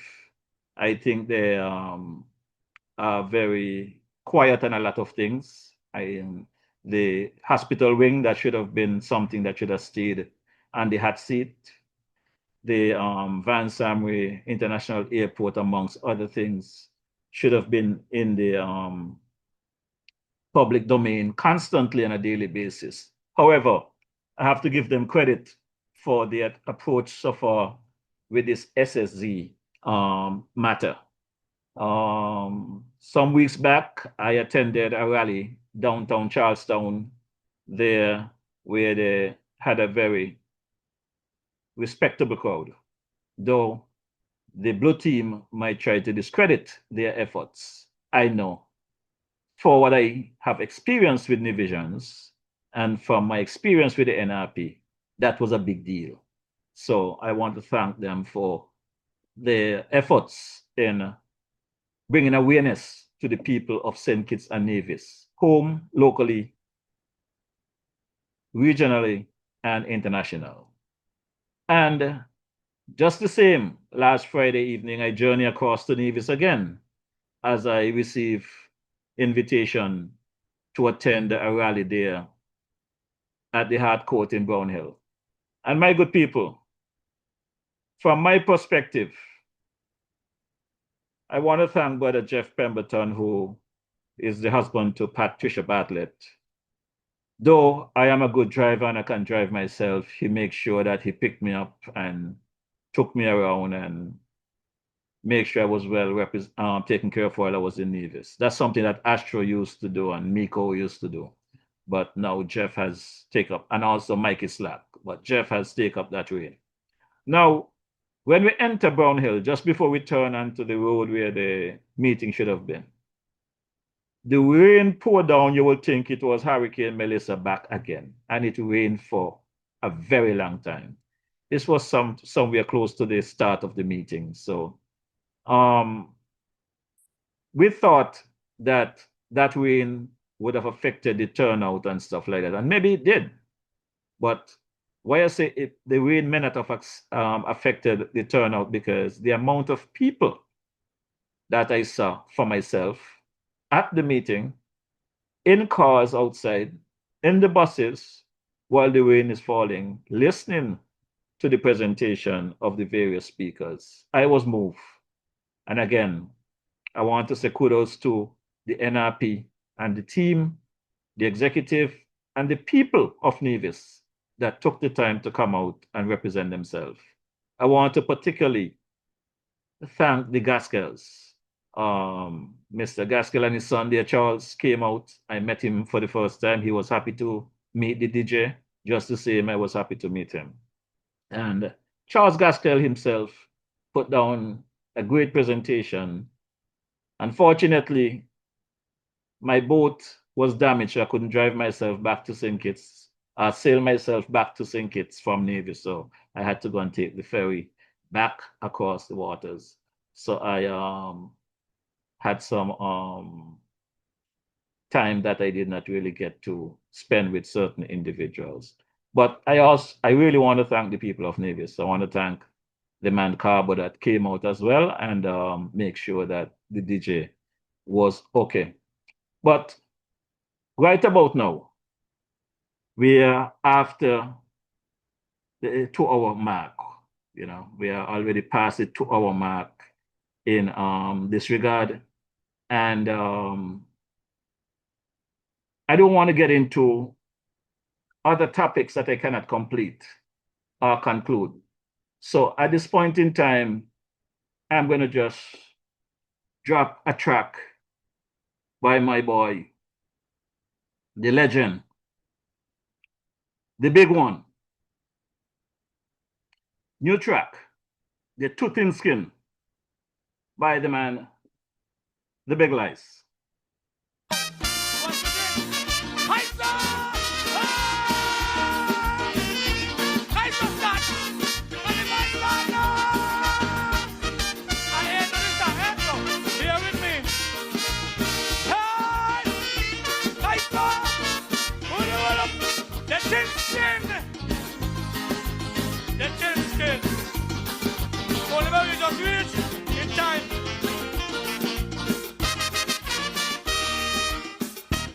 If you choose to be a leader, especially in politics, you have to remember you're gonna get some licks.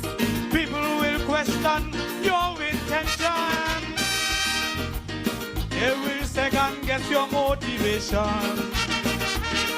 But even the context, it makes no sense getting vexed or using this questioning as pretext to stifle democracy, because whether or not you agree, the right to question comes with the territory. So I urge you, stop your whining. If we knew, we won't be asking. You're too thin skin. They're too thin skin. The only reason why we asking is for a better understanding. They're too thin skin. They're too thin skin. Not like we are accusing you of any wrongdoing, but the way you reacted got me thinking. Just what might you be hiding that requires such defending? Brother, too thin skin. You want to shut me up, but you can't shut me up. I'm gonna sing, I'm gonna talk, everything I'm gonna do. Whoop, whoop.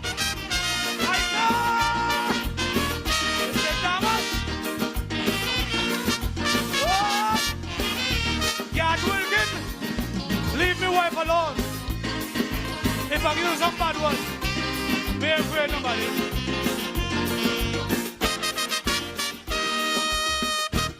If you think your reign in office will remain untouchable, well, what about the promise for you to be accountable? All I ask is for some clarification. How could that affect your reputation? If you have nothing to hide, well then put your pride aside. Why you want to break big like stride?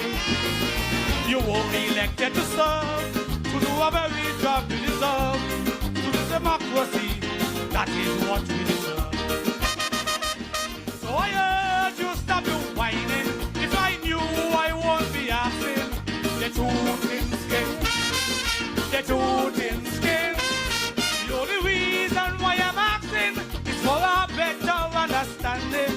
They're too thin skin. They're too thin skin. If I run of any wrongdoing, I would not be asking this thing. For accommodating. Oh,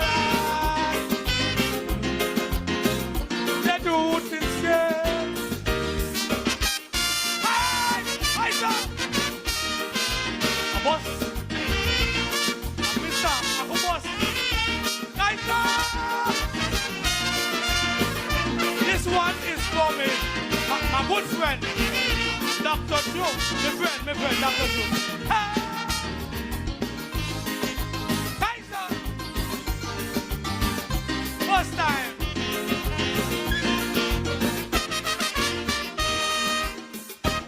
If you think you're the first leader in such scrutiny, I had some drama with Denzel and Timothy. And not one of them ever threatened to sue, because they know that's what citizens do. We deserve answers from our elected leaders. They are our servants, not our masters. You better stop complaining and become more accommodating, or the next election you might be weighed and found wanting. So I urge you, stop your whining. If we knew, we won't be asking. The truth in skin, the truth in skin. The only reason why I'm asking is for a better understanding. The truth in skin, the truth in skin. And it's not like I'm accusing you of any wrongdoing, but the way you reacting got me thinking. Just what might you be hiding that requires such defending? Truth in skin, what a truth in skin. Hey! This song I'm about that's what I don't get it. Thanks very much. And then have a lovely carnival.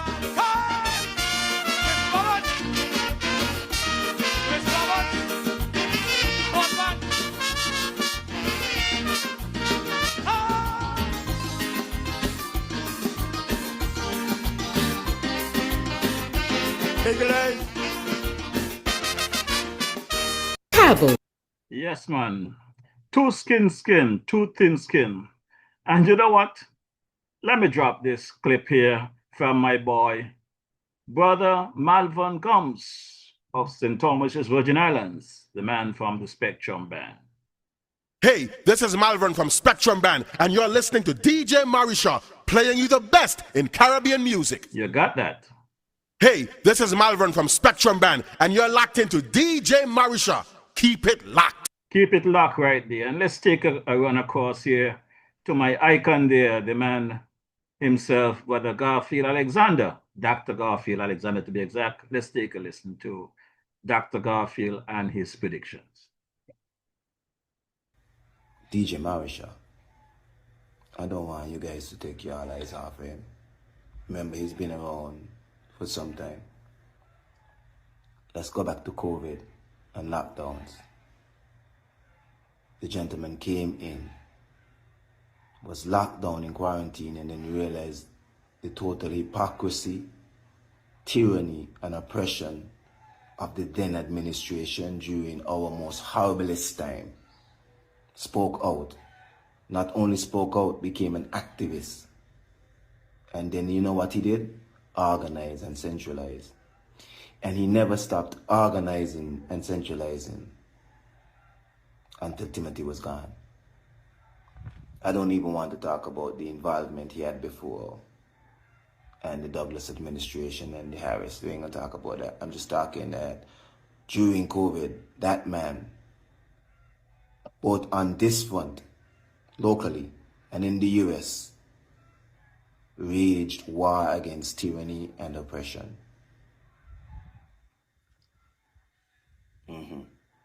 One simple man, a DJ as he calls himself. He never called himself an engineer or anything else, just a DJ, because he understands the power of voice, and not just voice, autonomous, independent, honest, transparent voice always wins in the end. So it could be persons with unlimited power and unlimited money. He somehow always becomes the David against the Goliaths. Be careful with him. Be kind to him. Watch him. Because trust me, he's going to triumph in the end again. Yes, that's the man there, Brother Dr. Garfield Alexander, giving his predictions and the functions that he have seen of the DJ. And you know, I got another clip here that I have to jump for you. And believe it or not, this one is coming from the former Prime Minister, the man himself, the man with the O. In Our audience today is DJ Marisha. I want you to give him a hand of welcome because PLP welcomes all. DJ would tell you that he has had some harsh words for me, but I never take that on. I listened. I accept his criticism, shook his hand several times, and I vow that I will do better. I want to thank him, though, for standing on principle. He, like several others, were fooled by Dr. Joe. They have come now to see him as the vindictive, selfish, arrogant, insecure leader that he had always been. So I say welcome to you, my brother and friend. We will not always agree, but I will always admire a man who put his country first. You will always stand tall in my books. And my good people, that is all the DJ is here trying to do. Doesn't matter to me who is running the federation, who is doing what in whatever bedroom or back room. All I want to know is the people that is elected to take care of the people in this country do just that. Now I want to take this opportunity to big up the folks there. Good afternoon to the good folks there at Island Purified Water, Main Street, Newton Ground, St. Kitts. I want to thank Brother Powell, the man Scatter, and his team for keeping the DJ hydrated when I am in this beloved Federation of St. Kitts and Nevis. My good citizens, I always implore you to take care and support businesses that support you. And that was Island Purified Water does to the entire nation. Now let's take a quick one, of course, and hear my girl, Sister Carmen of Carmen Caterers have to tell us. Girl Sandra, you know where you can find nice fresh local food 7 days a week, one provision and all kind of thing. Girl, where? Right down there by Shellings, by Carmen Catering Services. Girl, she opposite the bus stop. Girl, and she also cater for weddings, parties, anything you want to cater for, funeral and all. Girl, and trust me, you're gonna enjoy the food. And she also selling bites and sundaes. Opposite the car shop, right down the main road. Girl, you could call 665-1494 or 663-6005 to order your food or go and pick up your food. Girl, the food will be finger licking and you get your money worth. You ain't want nothing better than that. Yes, ladies and gentlemen, Carmen Catering Services will be having a raffle. Each time you come to buy your lunch, you just write your name and number and throw it in the box. Yes, first prize will be a $500 food voucher. Second prize will be a VIP ticket for DJ Terror function he having December the 27th. And third prize will be a grounds ticket also from DJ Terror. And we'll be having a Miss Phenomenal ticket giveaway. And 1 week free lunch from Carmen Catering Services. Yes, ladies and gentlemen, please come out, buy your lunch, throw your name in the box. You have to be in it to win it. Yes, my good people, and that's your girl there, Sister Carmen of Carmen Caterers, giving back to the community. Now let's take a run across to the Narrows there, check out my boy Carbo there in the village of Fountain, Nevis.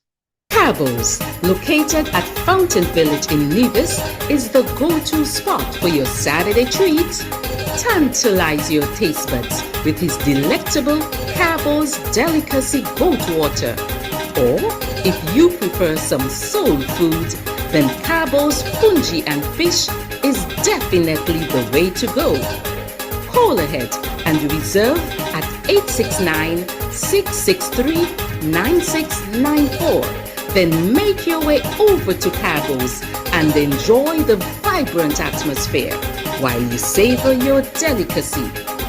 Cabos, we are not changing, we are only improving.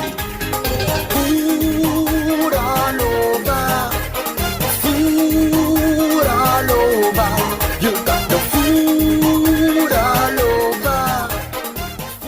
Yes, my good people, and don't forget to let Mr. Carbo know that DJ Marisha sent you. My good people, whoever is available, the time is ripe this coming Friday, 21st March, as we have our third awareness march to bring awareness to all that's happening in our beloved federation. There's a whole bunch of stuff happening. I know for now, the SSZ is on everybody's mind.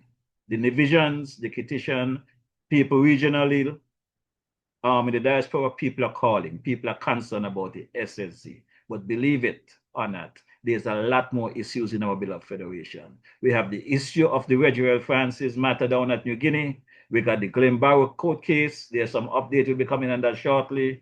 We have the Christoph Harbour. We have the Friarsby matter. We have the economy. We have the healthcare.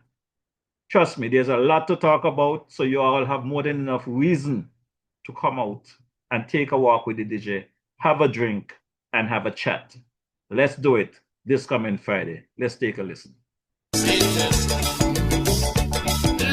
unite. Citizens and residents of St. Kitts and Nevis, it's your time. Boots on the streets are required. Let's save our country. Get your placards ready. Friday, 21st November, gathering at the West Bus Ferry Terminal on the Bay Road at 3:30. March starts from 4 until 6. For more information, call 660-0195 or email grantavenue.djm@gmail.com. So, on Friday, 21st November, meet up at the West Bus Ferry Terminal from 3:30, marching from 4, and be a part of the Citizens Empowerment Coalition Awareness March. Rise, citizens, arise, the country is yours, all yours, still yours. That's my good people, and the DJ will be celebrating his 5-year anniversary release from quarantine for the first time in our beloved federation. And my good people, at this point in time, I will drop the unofficial national anthem of our beloved Federation of St. Kitts and Nevis. This one is done by the late great, the King Arrow. This one is called Arise. And my good people, every time I listen to this song, it gives me energy and it gave me the will to continue doing what I do here. And I will.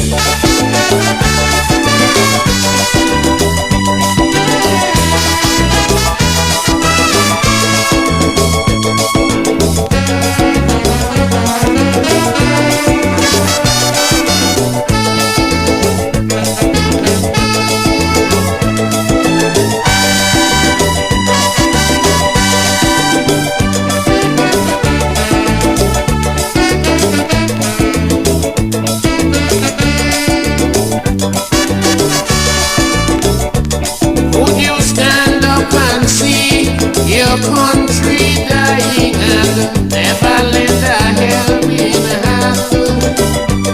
Would you see your children's future dwindling, creating much disillusion?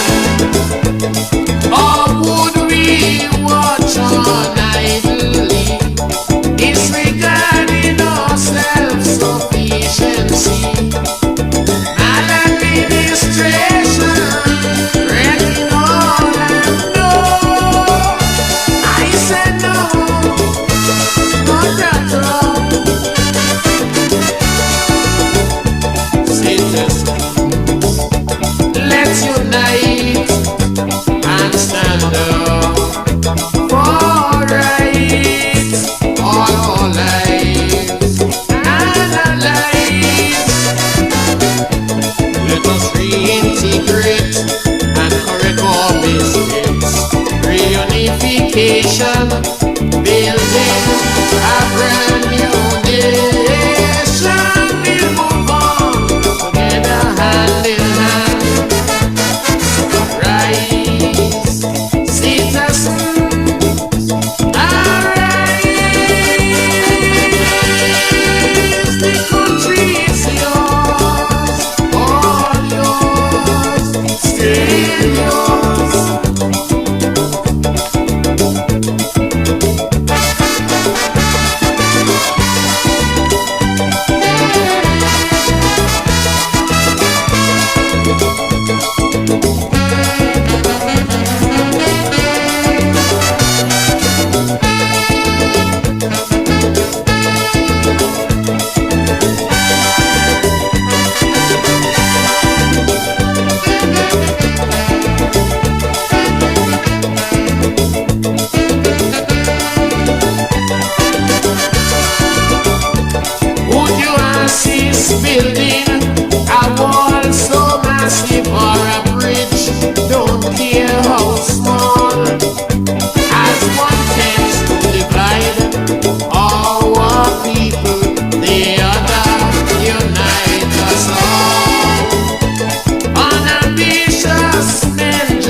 cannot be a part of this community. Displaying selfishness, a total lack of interest. No, I said no, not at all. Citizens, let's unite and stand up for rights, all our lives and our lives. Let us reintegrate and correct all mistakes. Reunification, building a brand new nation. We move on together hand in hand. Rise, citizens, arise. The country is yours, all yours, still yours.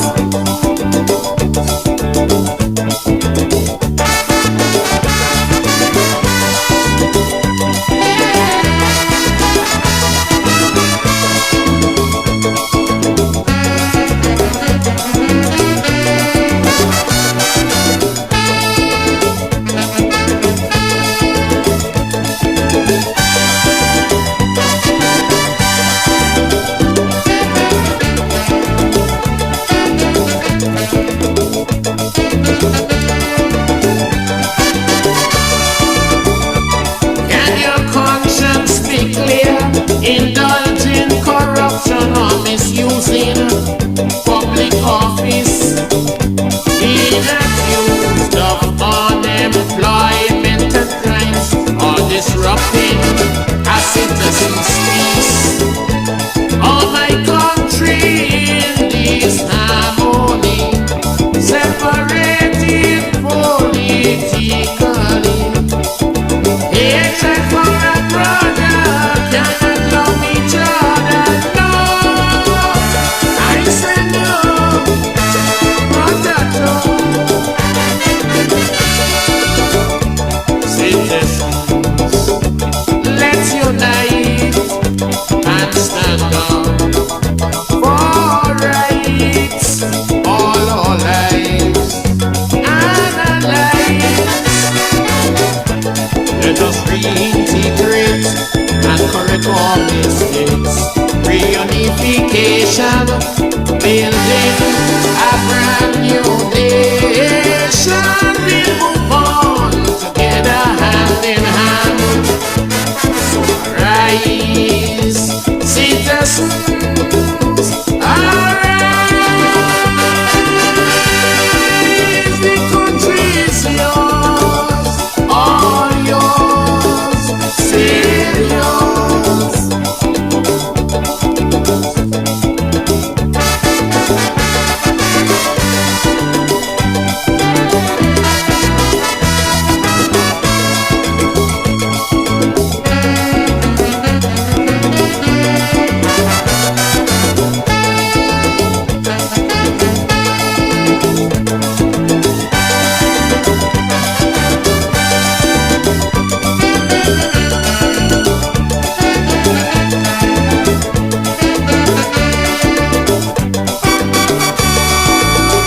Yes, my good people, this country is yours, all yours.